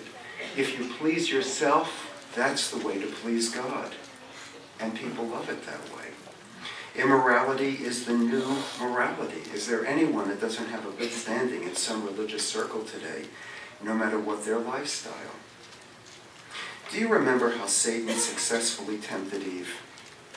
He said, in the day of your eating from the fruit of the tree of knowledge of good and bad, not only will not die, but you will be like God, deciding for yourselves what is good and what is bad. He wasn't simply telling Eve to be her own person. He was telling her to be her own God. Now, would any religious leader say that today? In La Stampa, they did an interview with Pope Francis, and he has pleased many of the masses in Catholicism, even people outside of that religion. And it was just interesting just to read. This was not a critical review of him, just a journalist who felt very privileged to be able to interview him. And he said, Your Holiness, is there a single vision of good, and who decides what it is? Would you know how to answer that question? I think most of us would have a clue as to how to answer that. But the Pope said each of us has his own vision of good and evil, and you have to encourage people to move toward what they think is good. You decide what is good and evil. Your Holiness, what about the conscience? Everyone is told to obey his conscience. The Pope said everyone has his own idea of good and evil and must follow the good and fight evil as he conceives them in his own mind. That would be enough to make the world a better place. You couldn't tell that to Hitler because his thinking was right. Who are you going to tell that to? And then the journalist, not critically, says, well, what about proselytism? Converting people, right? You're trying to convert them to a standard of right and wrong as you perceive to be from God. Is that true? And the Pope said proselytism is solemn nonsense. All right, everyone's entitled to their opinion. But that doesn't mean their opinion is going to give them life or approval by God. You can be your own God. You decide what's good and bad. Is that what you hear when you come to an assembly? Is that what you read in the scriptures? Do people love it that way? Well, probably many do. But they're not going to have the truth that way. And then when trauma strikes, what comfort can you tell people? If you've conceived of your own ideas of good and bad, what do you say when there is a literal earthquake like there was in Haiti? Just a few months ago, they celebrated the 4th year of that disaster. It took the lives of over 300,000 people. 1.5 million were displaced, and of course there's still a lot of cleanup to be done 4 years from the time it happened. Days after the earthquake in Haiti, a priest in the capital told his congregation that the disaster was a message from God. What a comfort to those people that had lost loved ones. Another said, the disaster is what God ordained. He brought it to this island. Well, do you think that's going to help people that have lost loved ones or their own children? It's a very popular line among many religious leaders, conservative and liberal. This is what God has willed for you. And you know, people can't take it anymore. They have fled religion. Now, what happens in the States bleeds over eventually into the Bahamas. I feel sorry for you. Non-religious sect is called the Nuns, not N-U-N-S, N-O-N-E-S. And they make 1 out of 5 people. When you knock on 5 doors, one of them is belonging to this particular clutch of people. And what do they believe? Nothing. That's why they're called the nuns. They can't take religion. Some of them are atheists, some of them are agnostic, some of them believe in God, but they can't take organized religion. And they don't see any satisfying answers to the questions that they've raised. And that's why the truth is so appealing to them. You know, they've tapped out on the world's false religions. And you know, when you come to the door and we have a little track in Why Does God Allow Suffering, or a brochure, or we have that in the back of the Good News brochure, you know, it's not that we expect them to believe everything that we say, but it's the first time that they've ever heard a viable explanation for that question. Does it merit more study? Of course it does. But they've never heard anything that has a semblance of truth to it. And that ring of truth is what makes people study, and eventually, as they study, they get baptized and they become part of the precious and desirable things of the nations. What can we expect in the near future? Well, the rocking of the nations is going to intensify. And God is going to do this by ensuring that the kingdom message will increase in volume. It's going to reach areas that at one time were considered unthinkable. You remember Isaiah 11:9, where it speaks about the knowledge of Jehovah will be covering the earth as the waters cover the very seas. Well, that's not just a dream. It's becoming a reality today. Jehovah's Witnesses are in 240 lands. Kingdom education affects millions of people. 19 million people attend our meetings. And this precious knowledge is being accessed by people. And don't we feel it's a privilege to share the truth with people? I think all of us do. You don't think you're better than other people, do you? We're not better than people. We're better off than they are, but you're not better than them. There's some pretty decent, good people out there. And we don't want to be better off than they are. That's why we knock on their door or speak to them informally. We want them to be as well off as we are spiritually. We take a humble approach to our ministry. We're not apologetic for being there at the door. We're happy that we can speak to them. But we have a humble approach, just like Jesus did. And what do you think of the jw.web, or the jw.org website? Have you, friends, enjoyed that?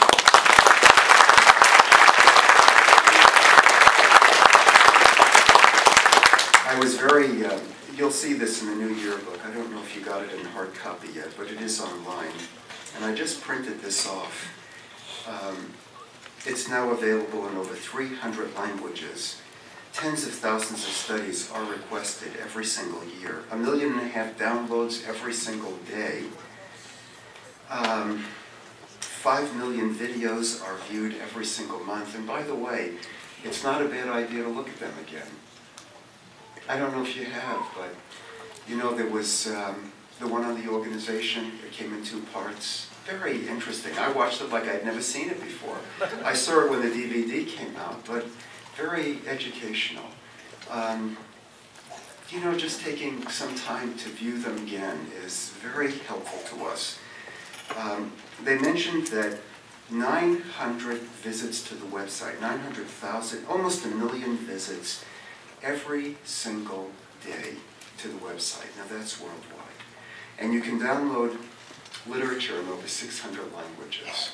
And just in case you're interested, they are now printing literature in 1,000 languages. If you knew 90 languages, if you knew 9 languages, you could communicate with 90% of the world's population. Did you know that? And we're printing now in 1,000 languages. Why? Because Jehovah loves people. And he wants them to hear the truth in their indigenous tongue, their native tongue. That's what's going to reach their heart, and it's reaching the hearts of people. There was a Muslim man, he speaks Persian, lives in a country where the work is not welcomed. There's only one country, basically, where they speak Persian, or Farsi. And the the gentleman recognized the ring of truth, and so he was able to ascertain the number for Patterson, called Patterson, and the brother who took the call at the desk remembered that there was a brother in Gilead who happened to speak Farsi. So he put them into contact with each other. They're studying twice a week. But would it have ever happened, you know, if it wasn't for the website? A sister was on flight to New York to California, and she was sitting next to another woman. The woman was a refugee, a Muslim refugee, and she only spoke Swahili but couldn't read the language. Well, the sister had her iPad with her. She was able to download the Listen to God brochure in Swahili. They did have it in Swahili. Well, that was nice. But the woman couldn't read it. So the sister just started phonetically trying to pronounce the words. Well, naturally, she wasn't doing it correctly. So the woman sort of corrected her on her Swahili. But at the end of their discussion, do you know what the woman said? She said, God's name is Jehovah. Was that a good first study? I would think. Well, now she wants to do something to kind of set her up for, because they're going to be parting ways.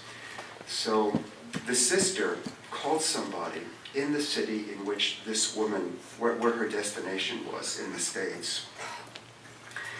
And that sister texted a friend who knew Swahili. See, only in our organization. So the woman is now having a regular study. But you could see that the website has facilitated a lot of the spreading of the good news. Downloads from countries where we can't enter. It's just amazing. The tentacles of the truth have reached into almost every country where there's the internet. And if it's Jehovah's will, as many people as need to will have access to any piece of literature that they need in the 1,000 languages in which literature is being produced. Well, that's exactly what we would expect to be happening at this time of the end. But now you may be wondering, how far will the rocking of the nations go? And the scriptures give us the answer. Let's turn to the book of Hebrews, chapter 12. And when you get to Hebrews 12, we're going to be looking at verse 26 and 27.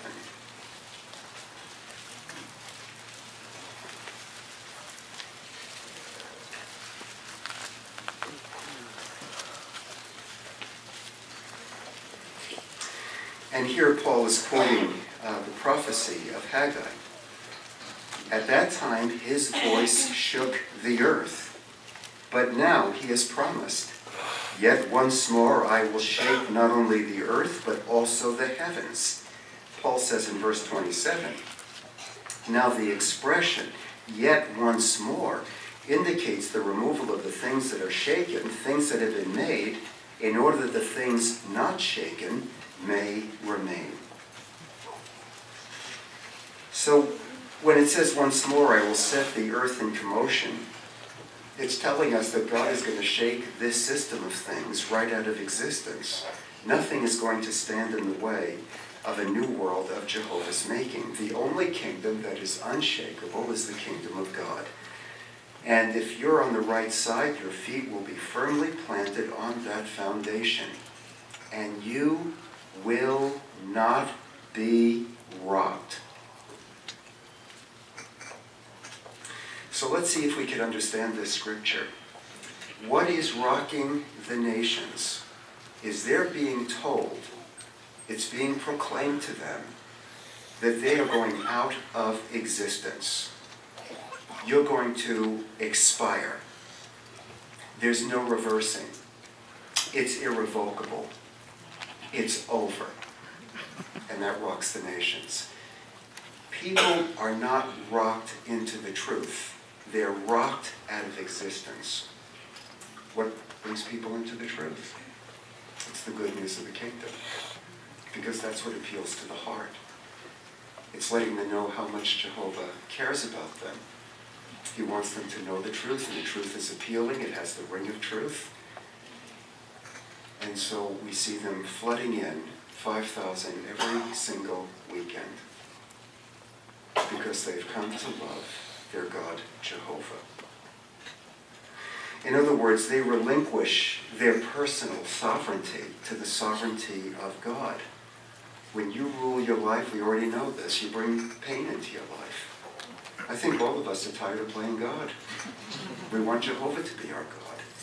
He's the one that has the right to tell us what is good and bad.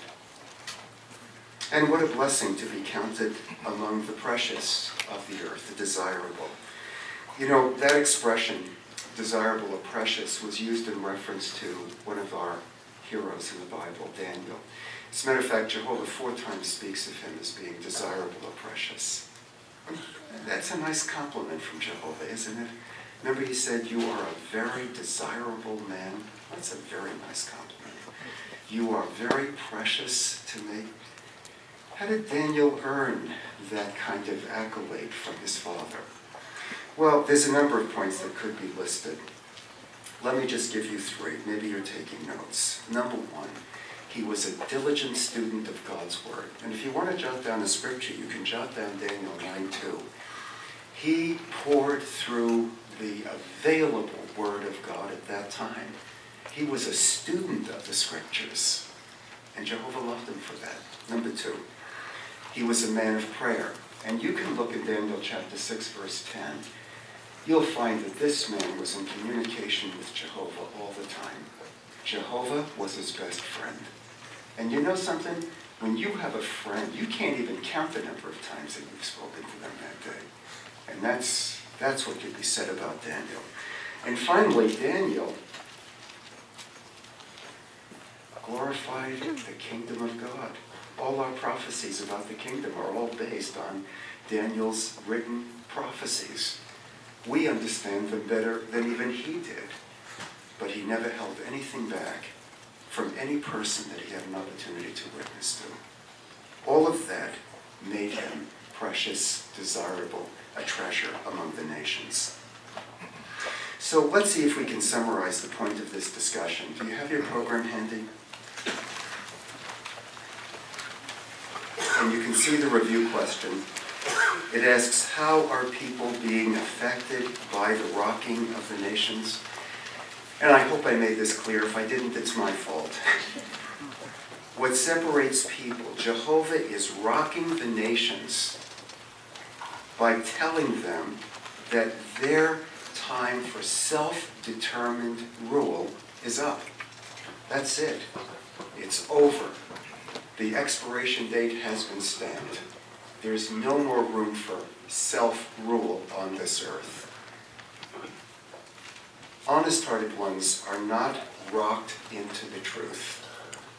People may be rocked out of existence, but what brings people into the truth is the message of the truth. It's the good news of God's kingdom. And it appeals to honest-hearted ones because they long for the sovereign will of Jehovah. So take your stand on Jehovah's side. May Jehovah look down and declare you young ones and you teenagers and your brothers and sisters, even our little ones. May he declare that you are the precious ones and the treasures of all the nations pouring in, because you have determined for the rest of your life to take your uncompromising stand on the side of our sovereign Lord Jehovah.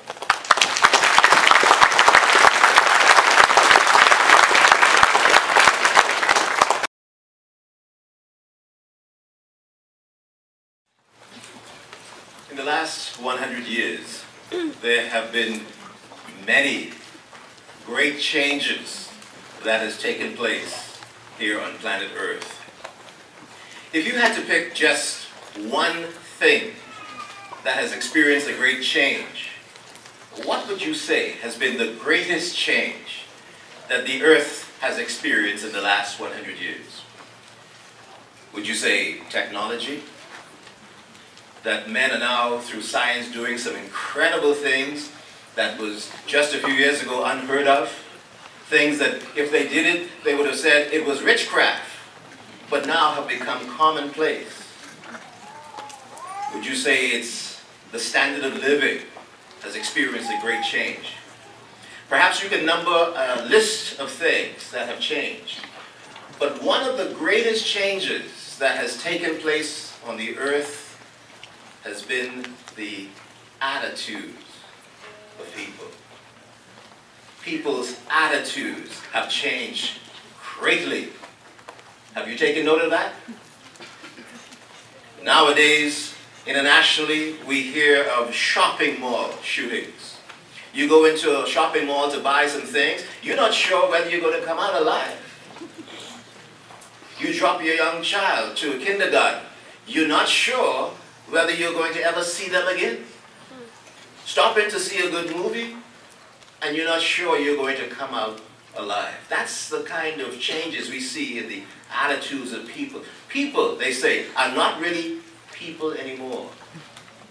Incredible changes in the attitudes. That's internationally. Locally, we see the very same thing happening in the attitudes of people. One of the great changes we've seen is in the young people on many of the family islands.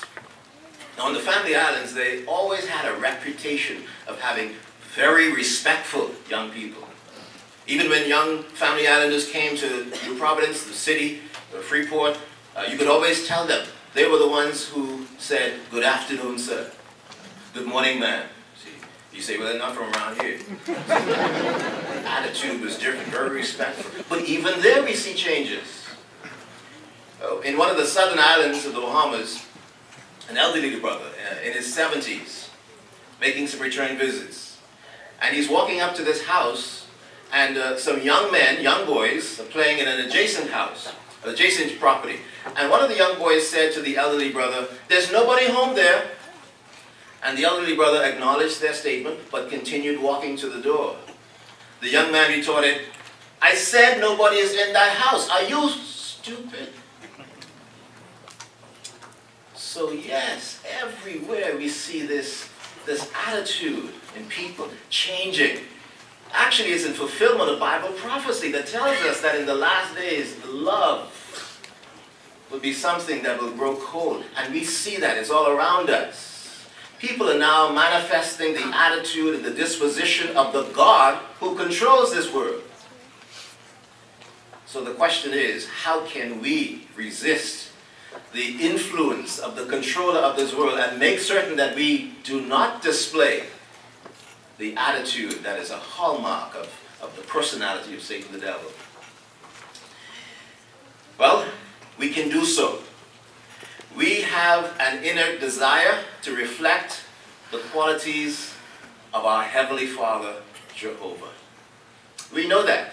How do you feel about someone who is loving? They're kind.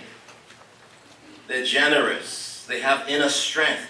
They have a love for Jehovah. Do you find those qualities appealing?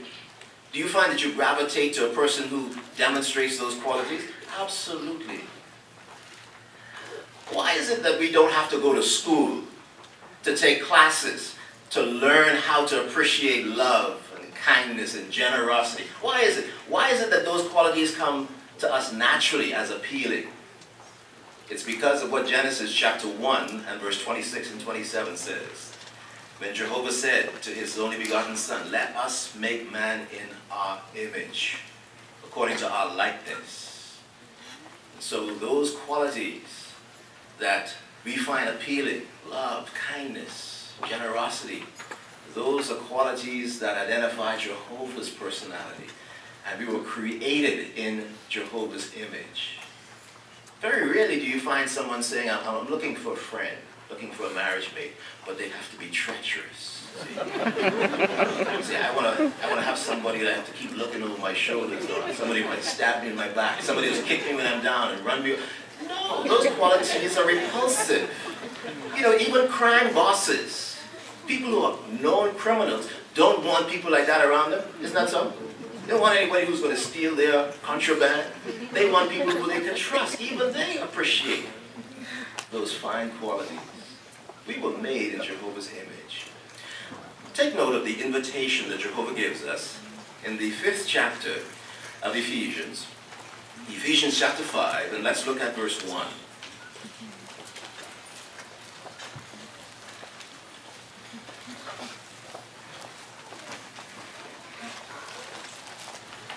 It says, "Therefore, become imitators of God as beloved children." Become. Yes, that's when we bring about something that did not exist before. It becomes. We are invited to become what? To become imitators. Yes, someone who mimics. Who?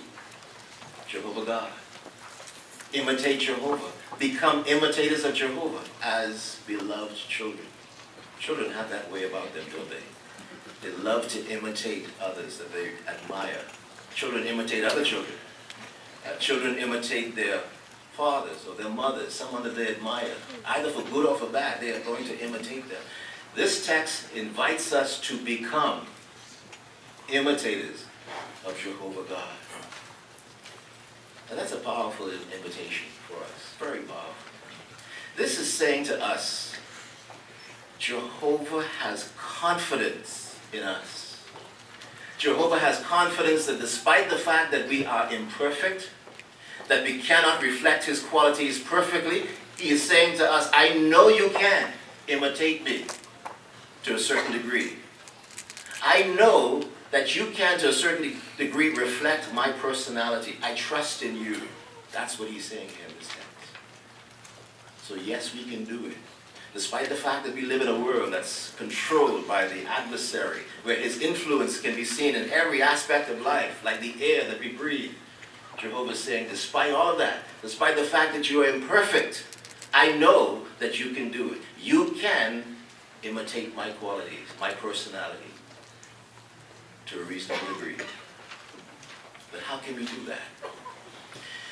Well, Jesus reflected Jehovah's personality perfectly. And so through examining the scriptures, going to God's word, we're able to get a view of Jehovah's personality, and we're also able to see how Jesus reflected that personality perfectly.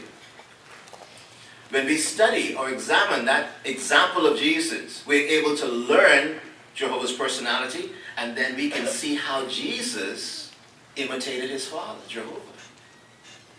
And then we can do just as Jesus did, the way he did it, and thereby fulfill this invitation, become imitators of God. Let me outline to you the course that this discourse is going to take. Here's a roadmap to it. We're going to go to the scriptures and see how Jesus demonstrated his ability to imitate 4 cardinal attributes of Jehovah God. You know what they are? His love. You know what they are? His love, his justice, his power, and his wisdom. Love, justice, wisdom, and power. And we're going to see how when situations came before Jesus, when he had an opportunity to respond, how did he use those 4 cardinal attributes? How did he demonstrate or manifest how those qualities are to be displayed? And then we're going to see how we can do the very same thing. So that's the roadmap. That's how we're going to go. John chapter 14 and verse 9 gives us evidence that it is Jesus that we can look to as an exemplar when it comes to imitating Jehovah's qualities. Let's examine that text together. John 14 and verse 9.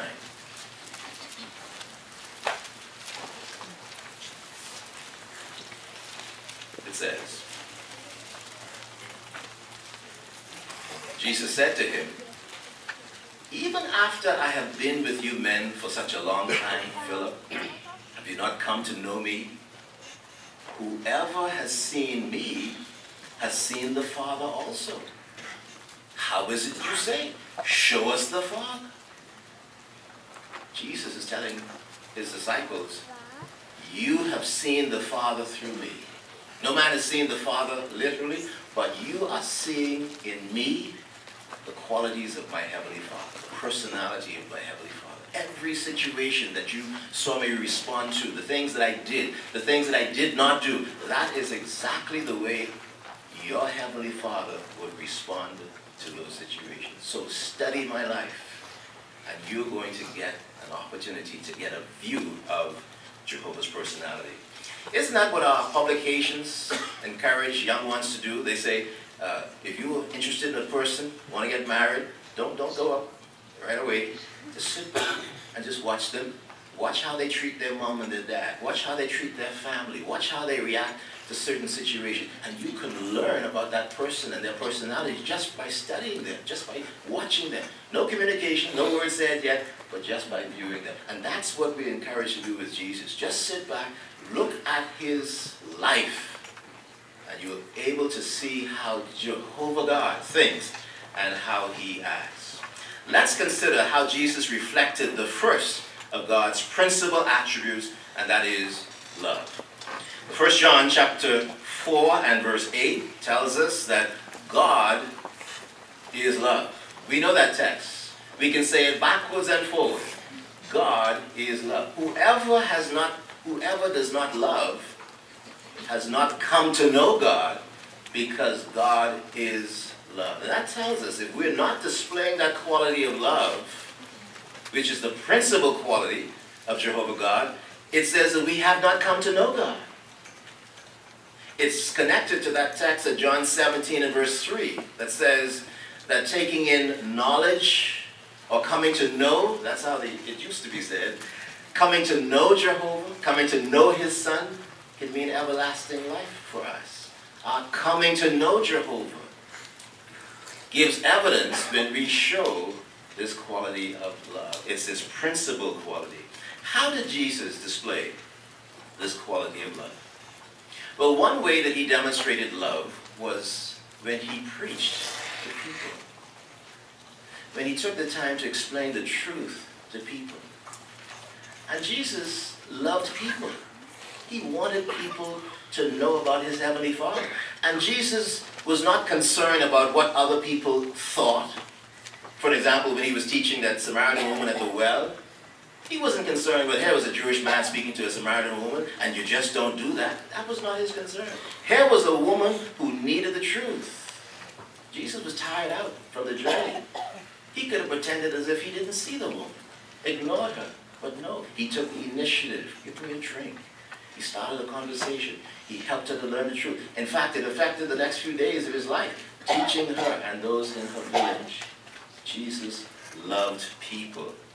Mark chapter 1 and verse 35 reminds us, in that account in Mark chapter 1, of Jesus having a very busy day. He was expelling demons, preaching in the synagogue, and doing all kinds of things that day. And that evening, he goes into the house.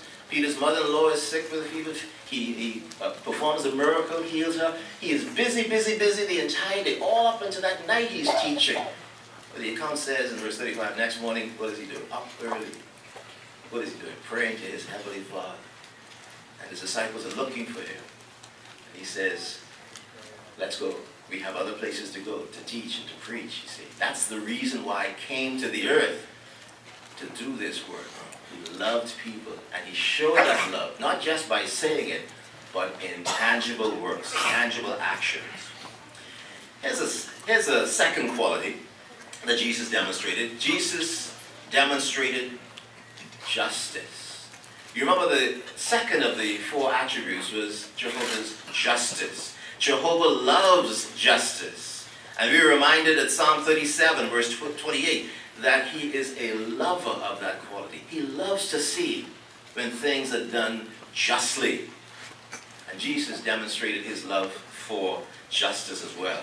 For an example, he demonstrated the truthfulness of Deuteronomy chapter 10 and verse 17, where it refers to Jehovah as being someone who treats none with partiality. And that word partial has to do with not being a taker of faces. You've heard that before. See, a person who says, I like this face, but I don't like that face. See, it could be the same color face, but because this face, well, the eyes are a little beady. I don't like faces like that. So I'll give this one preferential treatment because this face I don't particularly. That's a taker of faces. Jesus was never that way. Jesus was free from bias. Do you remember on that occasion when two of his disciples approached him? Well, not directly, but through their mother. Granted, so that these two, my sons, could have the right and left positions in your kingdom. What did Jesus say? If what is believed is true, that these were actually family members, these two disciples were family members of Jesus, that would certainly make it all the more repulsive had he agreed to that. But Jesus turned that down. He said, no, see, this doesn't belong to me to do that. What was he demonstrating? Impartiality. And that demonstrates Jesus' love of justice as well. He did not grant their request for preferential treatment, even though they may have been family members. Jehovah God is wise in heart. That's the third quality. His love, justice, and his wisdom. Jehovah is wise. Think about what Jesus was able to accomplish in just 3.5 years of his ministry. Think about it. A very brief period in his life devoted to the ministry. But think about what he was able to accomplish in such a relatively short time. His work, his teaching, all of that has lasted for almost 2,000 years, has affected the lives of millions of people. All of that he accomplished in just 3.5 years. How? The wisdom that he received from his Heavenly Father. You know, Jesus accomplished these things without running over the poor and the needy. He was not impatient with people, telling them, you know, I have to get things done quickly. No. He took his time and carried out his Father's work. That was wisdom from above. And that demonstrates that Jesus reflects this quality of Jehovah God in a fine way. Here's the fourth one. Jehovah is great in power. How did Jesus demonstrate that as well? Well, despite having the ability to use his power for selfish reasons, he was tempted by Satan the devil at the time of his fasting for 40 days. Satan tempted him. Use your power to turn these stones into bread. You're hungry. Use that power for selfish reasons. Well, what did Jesus do? He denied it. He turned it down. Jesus had opportunities to use his power in an unprofitable way, but he never utilized his power in that way. Satan said to him, jump off the temple mount. Jump off the wall. Make a spectacular display. You're not going to die. The angels are going to catch you. Use your power in an improper way. Jesus never used his power in an improper way. We're able to see from that how Jehovah wisely uses his power in our behalf. Jesus willingly exerted his power to accomplish his ministry. He used his power to help people, to help others. And this exemplifies the manner in which Jehovah uses his power. Is it not clear to us that in Jesus we have a fine example of Jehovah's qualities that we can imitate today?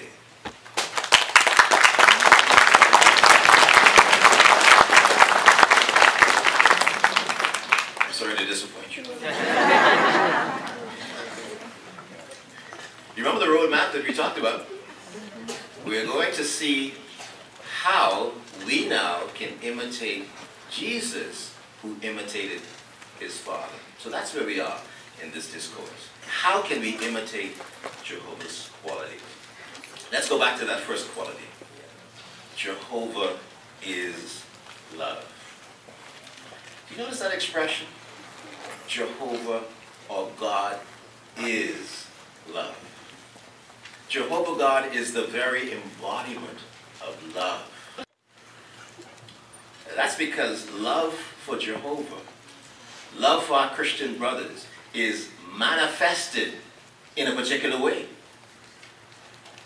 Love for Jehovah and love for our Christian brothers may not be like the love that we may feel for a mate, intimacy, romantic love. Love for Jehovah and love for our Christian brothers has to be learnt. We have to learn how to show love to Jehovah. Learn how to manifest love to Jehovah and to our Christian brothers. And you know, brothers, that lesson, learning how to show love to Jehovah, learning how to love our brothers, that may be one of the most difficult lessons to ever learn. But it's something that we need to learn how to manifest. We demonstrate love for Jehovah when we obey his commandments. Perhaps you're thinking of 1 John chapter 5 and verse 3 that tells us that. We show love for our neighbor when we obey the command that Jesus gave us to go and we preach and teach and help people to become footstep followers of Jesus Christ. And the extent that we are willing to go, the amount of time that we're willing to spend, the quality that we invest in our ministry could very well be a reflection of how we feel about Jehovah God and our neighbors. This is something that we can do to the best of our ability. Obeying God's commandments also includes upholding the disfellowshipping arrangement. Now, Jehovah does not ask us to do something that is too difficult for us to do.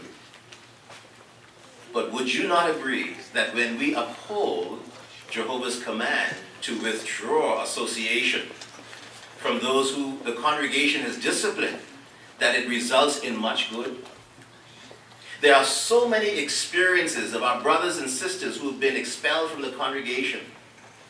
And they've said, after their return, they say, I don't think that I would have ever come back to Jehovah's organization if my parents, if my siblings, if my brothers and sisters in the congregation, if they did not obey that command to withdraw association. It's unlikely that I would have been there. I would have gotten my fill, I would have gotten my satisfaction of the association with my family.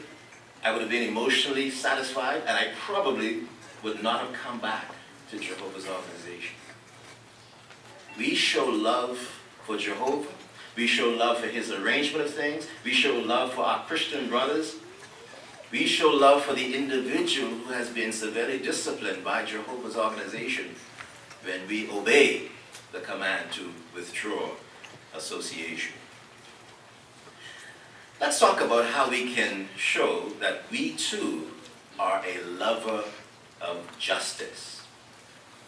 We reflect Jehovah's justice when we refuse to show acts of partiality or favoritism. God's impartiality shapes our view not only of those to whom we are willing to preach, but also with whom we are willing to preach. By inviting a wide variety of brothers and sisters to share in the preaching work with, we show that we are impartial. By inviting a wide variety of brothers and sisters to our homes, if we're able to accommodate that, to have brothers come to our homes and demonstrate hospitality, not selecting brothers and sisters from various age groups and otherwise in the congregation to enjoy association with us. We show that we're not partial, and we show that we are a lover of justice, just as Jehovah God is. Wisdom. Jehovah is wise in heart. Jehovah is wise, and we demonstrate wisdom when we make sure of the more important things. You remember earlier Brother Pratt mentioned in his discourse what wisdom is. It's a combination of knowledge and understanding and other qualities such as discernment. When they're blended together and we make a good decision based on what we've blended together, we show wisdom. For example, we are living in the last days of this system of things. We know that. We've checked the scriptures. We've seen what the scriptures have prophesied that would take place in the last days. So we know that. We understand that we need to use the remaining time left in this system to accomplish some very important things. Our standing with Jehovah, helping our neighbors to also have a good standing with Jehovah, to become reconciled to Jehovah. So then, we demonstrate wisdom in doing as we are reminded of, when we make sure of the more important things, when we use our time to the best advantage, when we use our time not to accumulate unnecessary burdens, but to store up treasures in heaven. We're using wisdom. We're taking knowledge. We're taking understanding and discernment. We're saying these are the last days. We can see it. We can smell it. The evidence is so strong that it's there. Now is the time to use this time wisely, store up more treasures in heaven, thus demonstrating wisdom. That last quality we talked about, power. There's a need to have or to demonstrate a responsible use of power in our lives. This may involve not exhausting our energy and pursuing late night recreation at the expense of early morning field service. That shows that we're using wisdom in managing our energies. We only have so much of it. We have things that need to be done, very important things. We also want to take time for recreation, but using the energies that we have and managing it so that we're able to accomplish the more important things, but still have the energy to care for recreation and the other things. Certainly, a sacrifice to Jehovah may be effective if we go out in the ministry in the morning and we're tired. We could hardly find 1 John 4 verse 8 because it moved. It's not there. Because the night before, we used too much of our energy, too much of our power in recreation. That certainly would affect our sacrifice of praise. Elders, too, would want to be careful not to use their power to acquire dishonest gain or to lord it over the flock of God. But they serve as powerful examples in the flock, for the flock to imitate. The Bible reveals Jehovah's qualities, and Jesus gives us living examples of those qualities in action. Although we cannot yet follow Jesus' steps perfectly, we can follow him closely as we seek to reflect Jehovah's qualities. At this point, I'd like to ask you a question, a review question. See if you can gather the response, the correct response, based on what has already been discussed. The question is, what confidence does Jehovah have in us? Well, the answer, Ephesians 5 and verse 1, was the scripture that invites us to become imitators of God as beloved children. Yes, that we have the ability to reflect his qualities of love, justice, wisdom, and power. By working hard to imitate Jehovah's qualities, we give evidence of at least three things. That, one, we reject the corrupt attitudes of this dying world. And two, we reflect the fact that we were made in his image. And three, we demonstrate that we love and prefer Jehovah's beautiful qualities.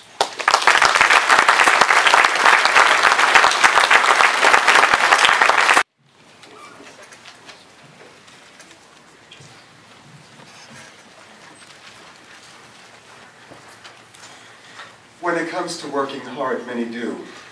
How many people might we call on that work 2 jobs just to make ends meet?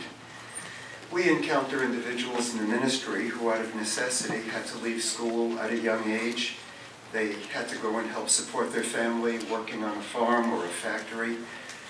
And you know, you look with respect at their weathered faces and you feel the calluses on their hands. You know they've been working hard all their life. In other parts of the world, the contrast is even greater. I was reading about the largest laundry operation in the world. It's in India.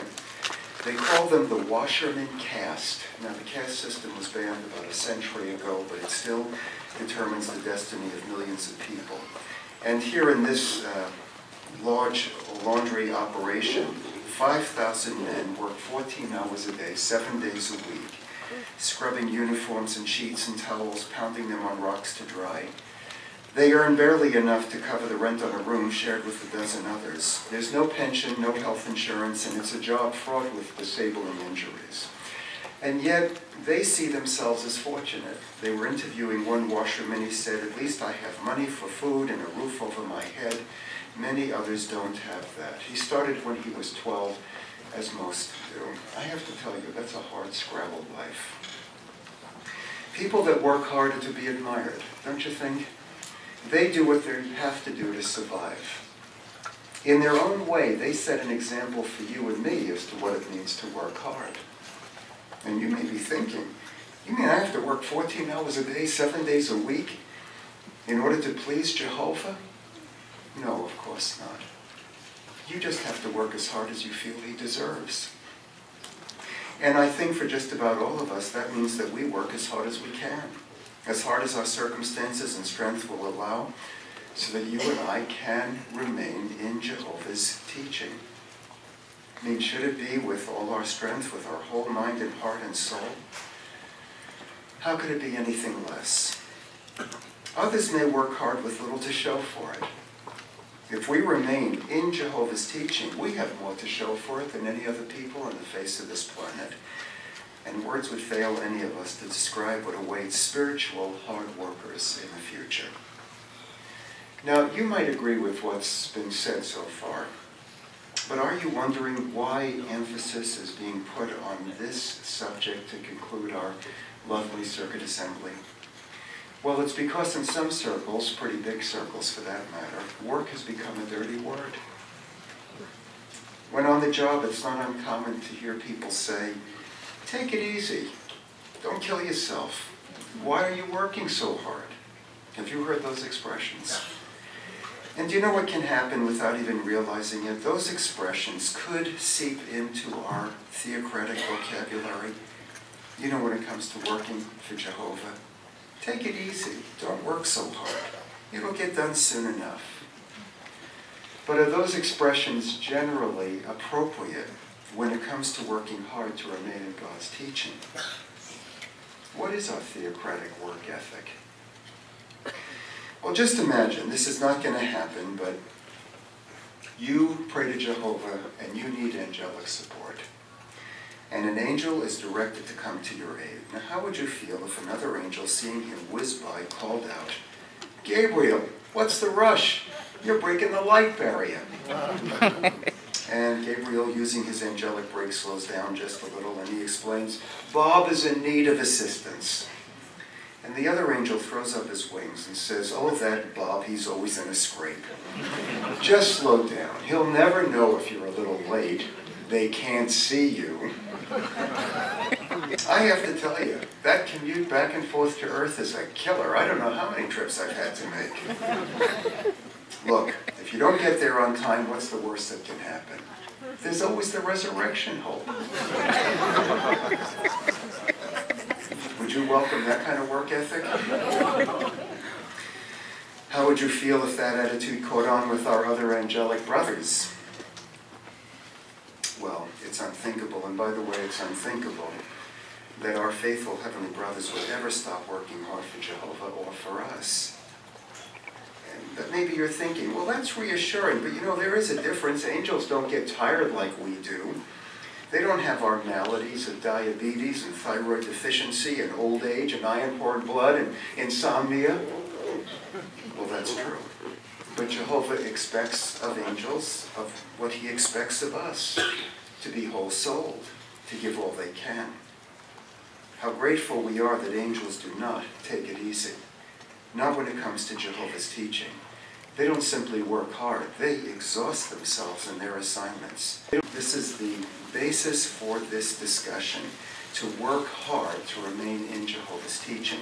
So you're in 2 John, and if you look at verse 8, it says, "Look out for yourselves." Now that's a warning. Someone says to look out, that's a warning. And what is he warning us about? That you do not lose the things we have worked to produce. And would you say they worked hard to produce? And why was he afraid that you might lose it, or I might lose it? Because if we lose it, we will not obtain the full reward. Verse 9, "Everyone who pushes ahead and does not remain in the teaching of the Christ," after all, if you don't have Christ, you don't have God, because Christ's teachings were Jehovah's teachings. So he said, the one who does remain in this teaching is the one who has both the Father and the Son. So here's the theme: to work hard to remain in Jehovah's teaching. It's beautiful, isn't it? Because who could ask for more? To have the Father and the Son. I mean, is that worth working hard for? We were served by a dear brother as a district overseer. This must have been 25 years ago, maybe even longer than that. And he was in the work many years by the time we had him as our traveling overseer. And the natural contour of his face gave you the impression, you know, some people have sad eyes just because the curvature, the contour of their face. And he had those sad puppy dog eyes. Of course, he wasn't sad. But the friends every week would tell him sympathetically how tired he looked. "Oh, brother, you look so tired." So he got tired of that. And the next year, every week, he told the friends, "I so appreciate your lovely concern for me. Every time you see me, you tell me how tired I look. I thank you for those sentiments, but I want you to know something. I don't plan to get into the New World rested. How about you?" That's right, he got them, just like I got you. It wasn't my line. But, you know, it got a laugh from the friends, but it was a sobering laugh. None of us plan to get into the New World rested. We won't make it if we're rested. It's going to take hard work to get into the New World. One translation of 2 John simply put it this way: take care. Don't throw away all the labor that has been spent on you. Persevere till God gives you your reward. So why don't we take a few minutes to delineate all the labor that has been spent on us? How is Jehovah working hard for you and me? Well, there's a number of ways. First, when it comes to the creation, It wasn't just a matter of making something. It was a matter of maintaining it. There is work in maintaining the universe. And sometimes we take it for granted. But Jehovah didn't want us to take it for granted. So he had recorded under inspiration the words of Isaiah chapter 40. And you'll remember them. Isaiah chapter 40, and it's verse 26. And what counsel or exhortation or advice did he have for each of us? Isaiah 40:26, he says, "Lift up your eyes to heavens and see. Who has created these things? It is the one who brings out their army by number. He calls them all by name because of his vast dynamic energy and his awe-inspiring power. Not one of them is missing." Now that question wasn't a quiz. This was not written to pagans. This was written to Jehovah's Witnesses, the same religion that we are. And he said, I would like to ask you who created these things. And any Israelite would know the answer to that question, just as we do. Jehovah created these things. And then his next point is, who maintains it? Who makes sure that not one of them is missing? Oh, it's of course Jehovah. It was to get us to reflect on why we're still breathing here on this planet. Jehovah worked to create this universe, but he also works to keep every aspect of life going. He's a moral God. He takes responsibility for living things, such as us and all of the humans on this planet, so that we can live, we can breathe, and we can exist. What else has Jehovah done in working in our behalf? Well, Jehovah listens to all our prayers in 6,700 languages. And he invites us to pray unceasingly. We used to say incessantly. You know, in 1 Thessalonians 2:13. I mean, can you imagine that? That God would actually invite you to talk to him incessantly? Have you ever invited anybody to talk to you incessantly? I mean, I know you love your wife. You wouldn't trade her for anything. But have you ever told her, honey, talk to me incessantly? You know, it's only 11:30 at night. Please don't run out of words. And you wives, have you ever told your husband, keep talking incessantly? You love your children. Have you ever invited them to talk to you incessantly? Or your grandchildren? Do you know why you never made that invitation to anybody? Because you can't take it. And most people are not that interesting. And here Jehovah takes this invitation and he says, I'd like you to speak to me without ceasing. Why? Because we are that interesting? No. It's because he knows we need him. And he loves us. Back in '95, there was an expression, and I don't know, a lot of us remember it. It said, Jehovah never delegated the matter of prayer. You don't pray to anybody else except Jehovah. It would be hard to delegate it. That's because we're in the habit of saying the same things over and over again. And God could simply say, you know, why don't you wrap it up in an hour every month? Because I'll tell you, the rambling and the repetition, and you know, you fall asleep almost every night.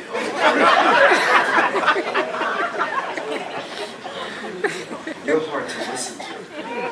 See, he never does that to us. Now, I know you would never do this, but you know, on the phones now we have caller ID. See, you're such an extraordinary group of people. But there are those, they're witnesses, I won't tell you where they are, but they see a certain number, they don't answer. Oh, is that you too? And why don't you answer?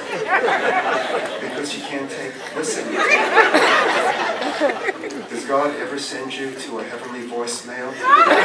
Leave your message, we'll get back to you when it's convenient. It's a lot of work to listen to us. It's work to listen to anybody, even if they are interesting. And Jehovah exerts energy and love in listening to our prayers. A third point, Jehovah, the reason we're here is he has drawn us into a relationship with him. You remember John 6:44, Jesus said, no man can come to the Father unless No man can come to me unless the Father draws him. There's a lot of work in drawing every single person into the truth, because when God draws a person, he never violates their free will. You're not dragged into the truth. Jehovah just helps to open our hearts to see the fineness of it. It's his first choice and your final choice. And Jehovah does this with every person who comes into the truth. All 5,000 that are baptized each week. He did it before we came into the truth. He drew us without violating free will, because he wants worship from our heart. And something else that Jehovah has worked very hard at doing is preserving his written word, the Bible. It's been preserved miraculously despite every effort to destroy it. The Bible is a book of answers. It guides us in matters, with a mind on its own, could never penetrate.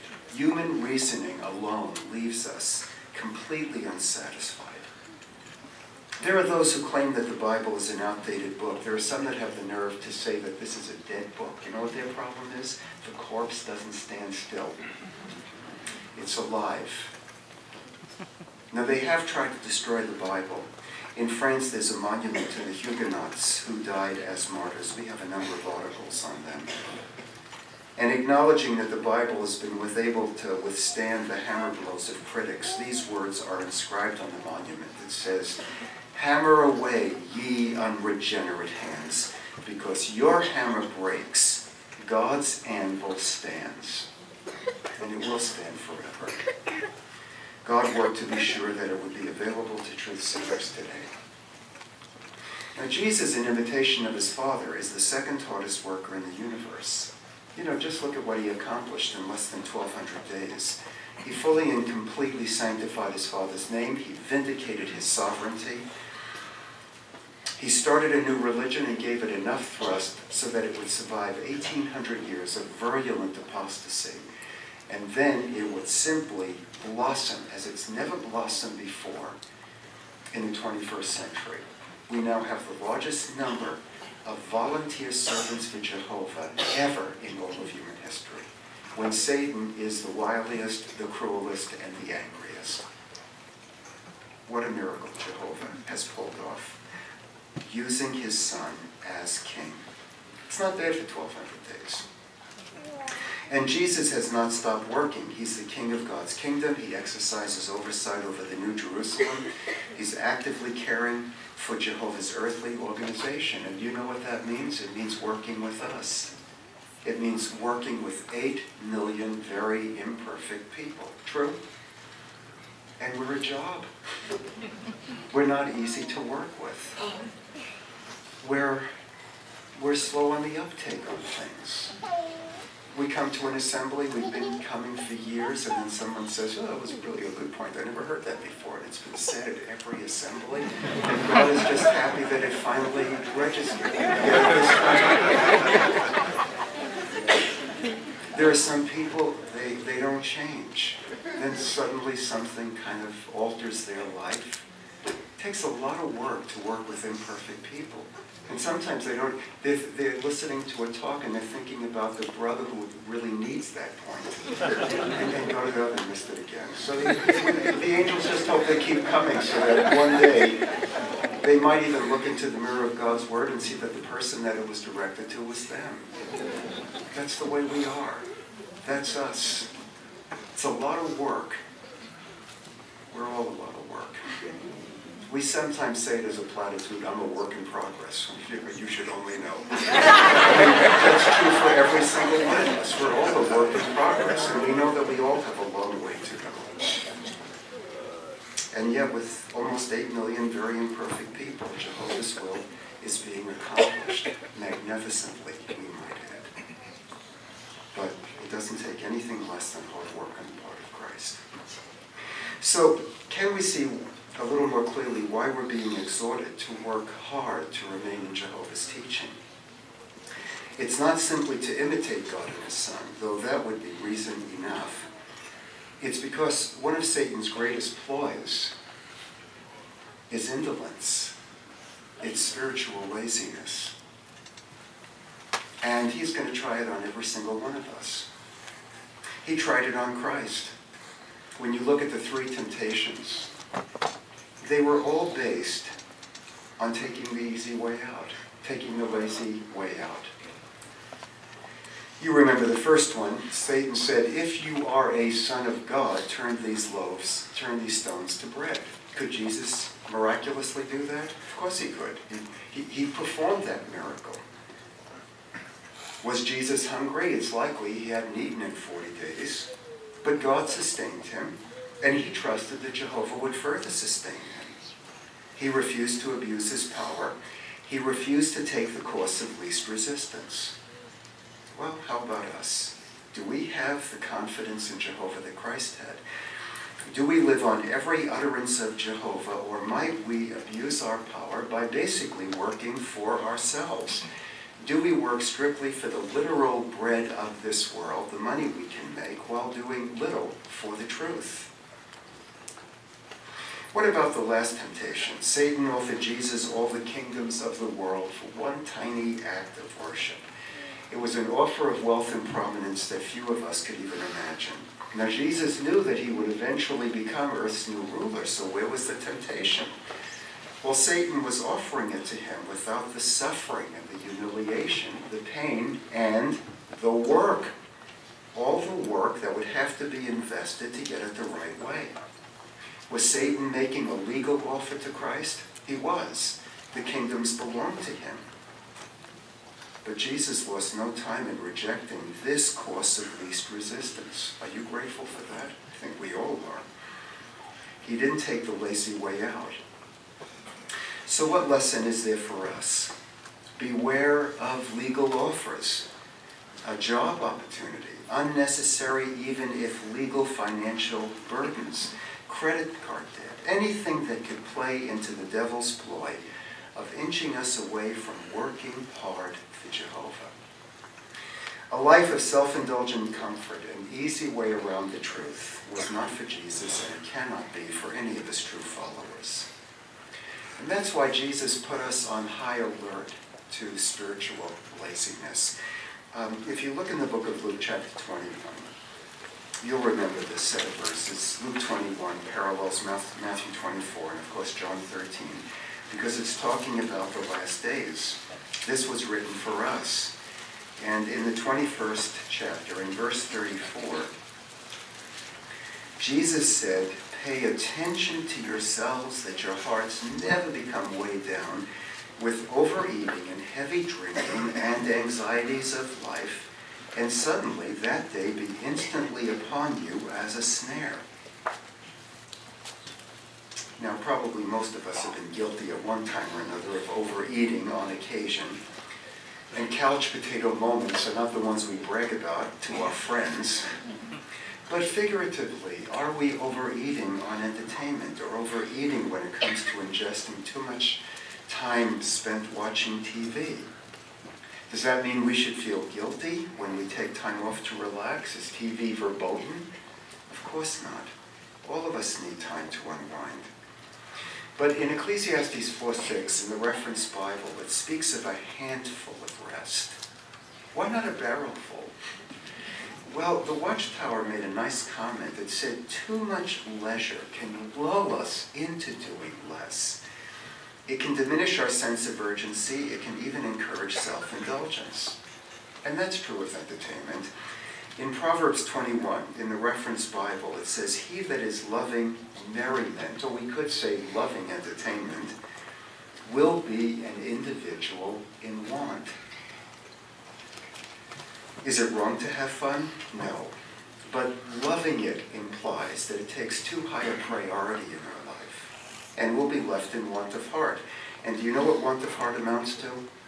Being self-sparing, self-indulgent, self-absorbed, taking the course of least resistance, taking the lazy way out.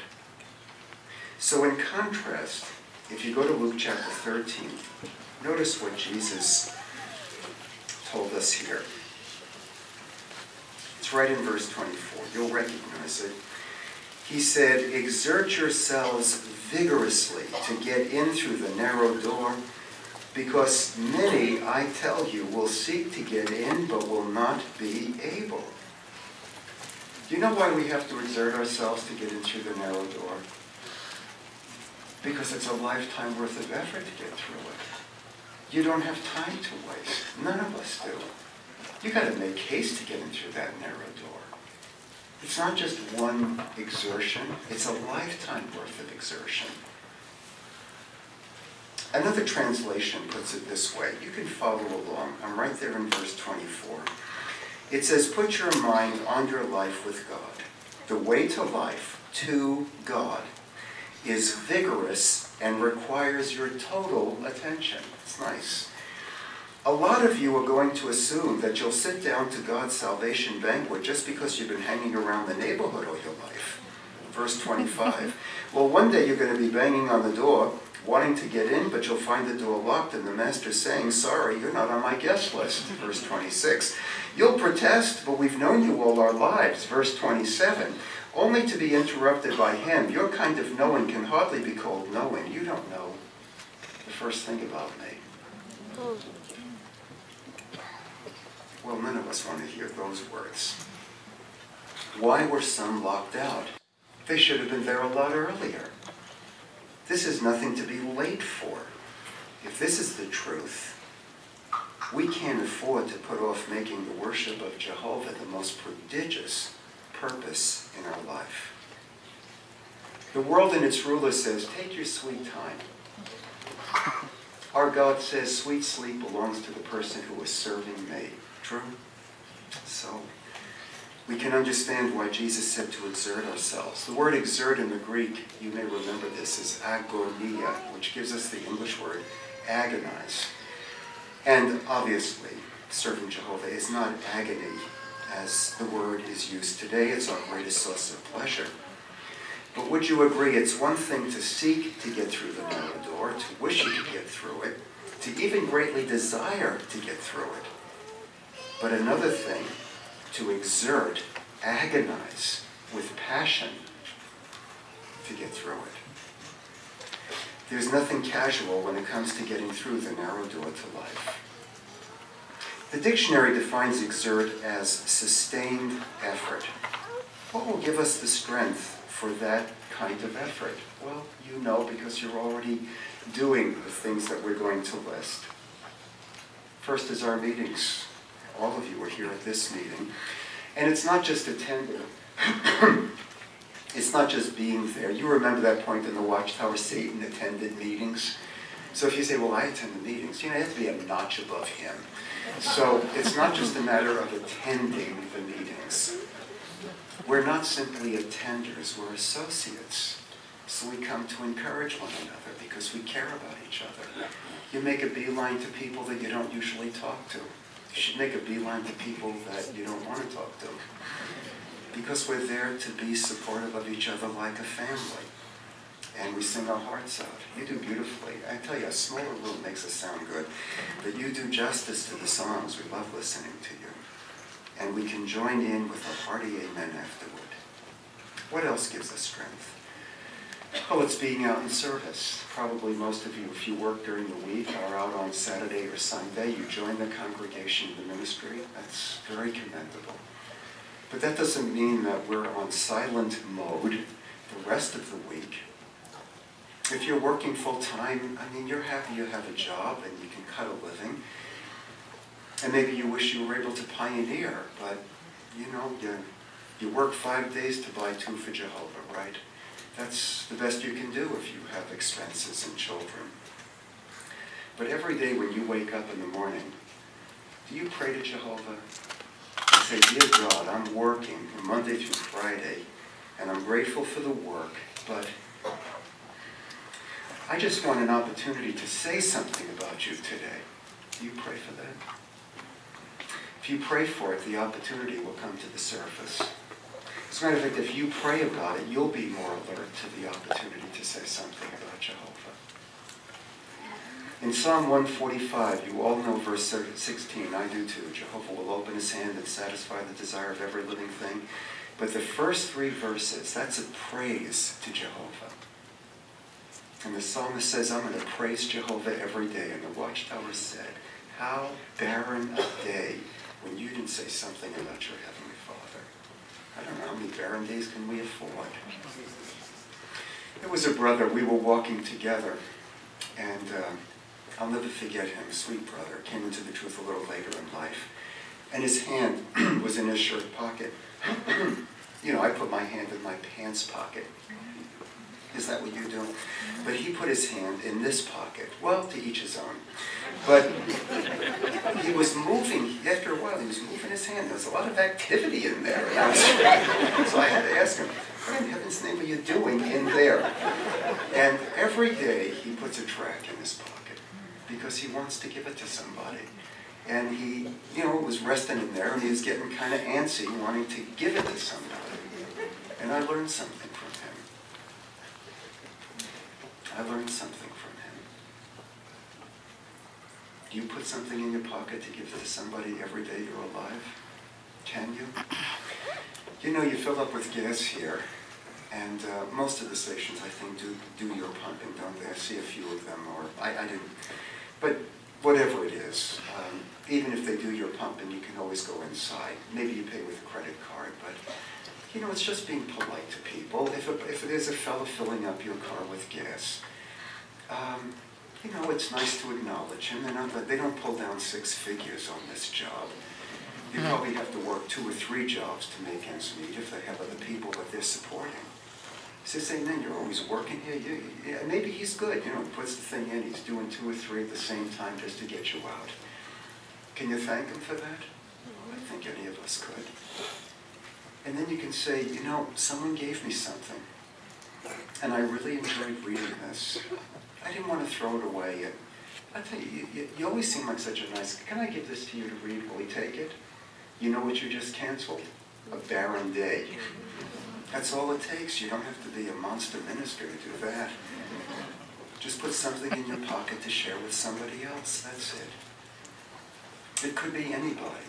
Pray for the opportunity to say something about your God. Our Heavenly Father is taunted every day by Satan. It's been going on for 6,000 years. You know whose name he uses when he taunts God? Yours and mine. Don't you want to have Jehovah say something back to the devil? That's what we all want. We don't want him to use our name.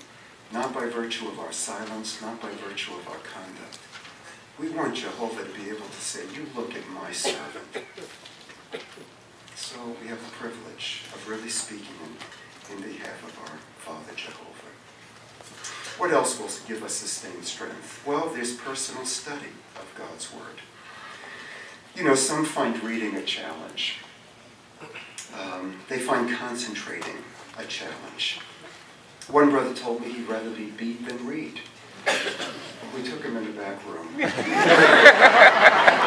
you know that I'm kidding. It was ugly, though. Many people find it difficult to read. But, you know, we all felt very privileged when we came to our congregations or assembly halls, as you no doubt did here. And at the annual meeting, they released our New World Translation. And do you have yours handy? Would you take it out just for a second? We love it. Beautiful. Love the color. Remember, brother he said it was witness proof. They wanted to make something that wouldn't come apart. That was Brother Guy Pierce. And you know, you take this Bible and you put it between 2 of your hands. Just try doing that for a second.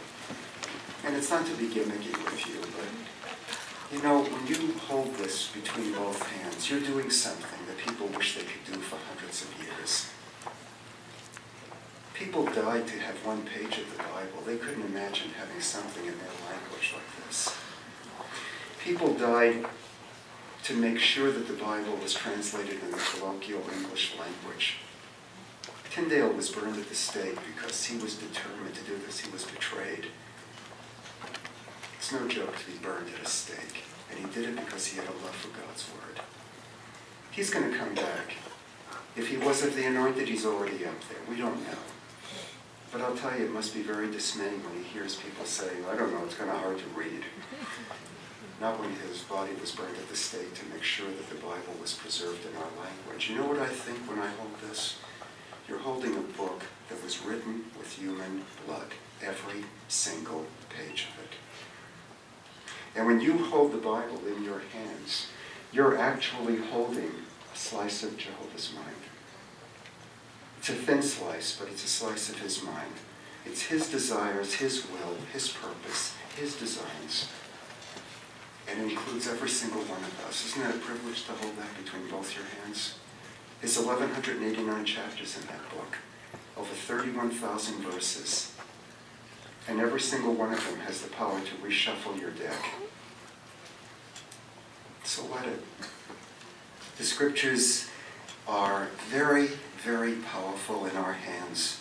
And we don't want to leave it in our hands. We want the words of God to be implanted into our hearts and minds.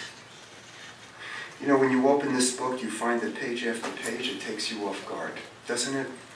It surprises us, it draws us into its reality, it pulls us into participation with God on his terms.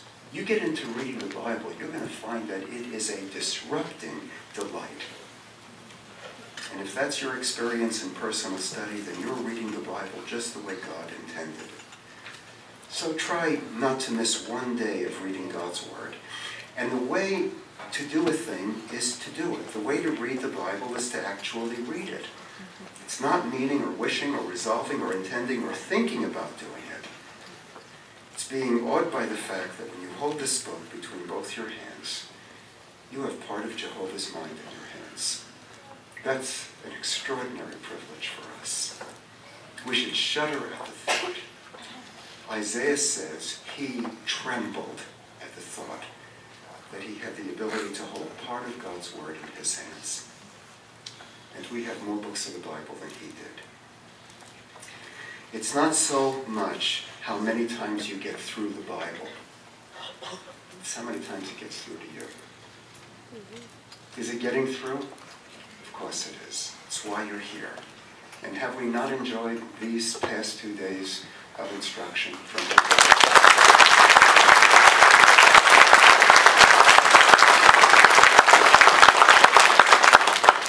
Take out your program, we'll catch you up with the rest of the questions. I'm sure you got most of them, if not all of them, but let's just make sure that you did. And if you turn to the last page, we're on question 6. For what is God's Word beneficial? And you know, teaching, reproving, setting things straight, and disciplining in righteousness. Question 7, how are people affected by the rocking of the nations? Well, did we get this one? Jehovah is going to rock the nations out of existence. And we're telling them that. It's part of our proclamation. But people are not rocked into the truth. They're rocked out of existence. What brings them into the truth is the good news of the kingdom. Question 8, what confidence does Jehovah have in us? We enjoyed Brother Dean's discussion. Ephesians 5:1 is that despite the fact that we're 6,000 years removed from perfection, that we can reflect Jehovah's qualities. Do you know why we can reflect them?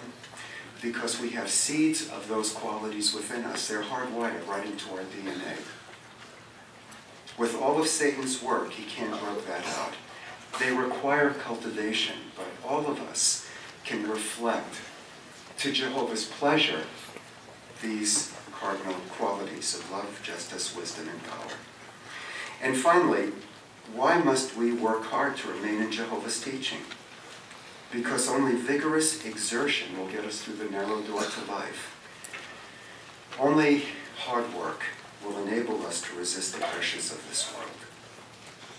You know, you and I are here at this assembly, and we're all grateful for being here. We know now that being here was preceded by 6,000 years of labor by God, by Christ, even the angels. That work was done long before we were born and knew anything about the truth. If you were raised in the truth, think of the work it took to implant the Word of God in your heart. And what work have all of us invested as Jehovah's Witnesses? If you added up the hours spent at meetings and service and personal study, I mean, I think the hours would be countless. We're not all that we want to be, but look at how far we've come. And I'll tell you, it scares us to think where we would be without the truth. And yet, what a grievous waste if we didn't make good on the investment that was made in each of us. God has had regrets. Do you remember them? He regretted the earth, the world of mankind at the time of Noah. He regretted making Saul a king. You'll read about his regrets. They weren't mistakes, they were their mistakes. You know, it made me think, wouldn't it be a crying shame for God to ever regret showing any of us the truth and investing all of that in us if we didn't make good on it? So let's be determined, as Paul wrote to the Corinthians, to work out our own salvation with fear and trembling. Remember, lazy people who feel disinclined to work hard for God are going to end up in a place in which there is no work. But that's not a place you want to be. Let's be resolved, leaving this circuit assembly, to work hard to remain in God's teaching. Let God's word continue to be at work in you, and we'll be privileged to be among the happiest people on this earth, both now and forever.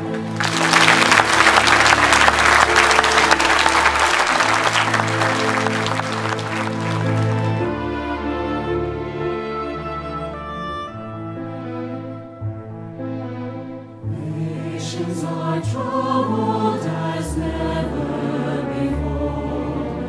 People are fearful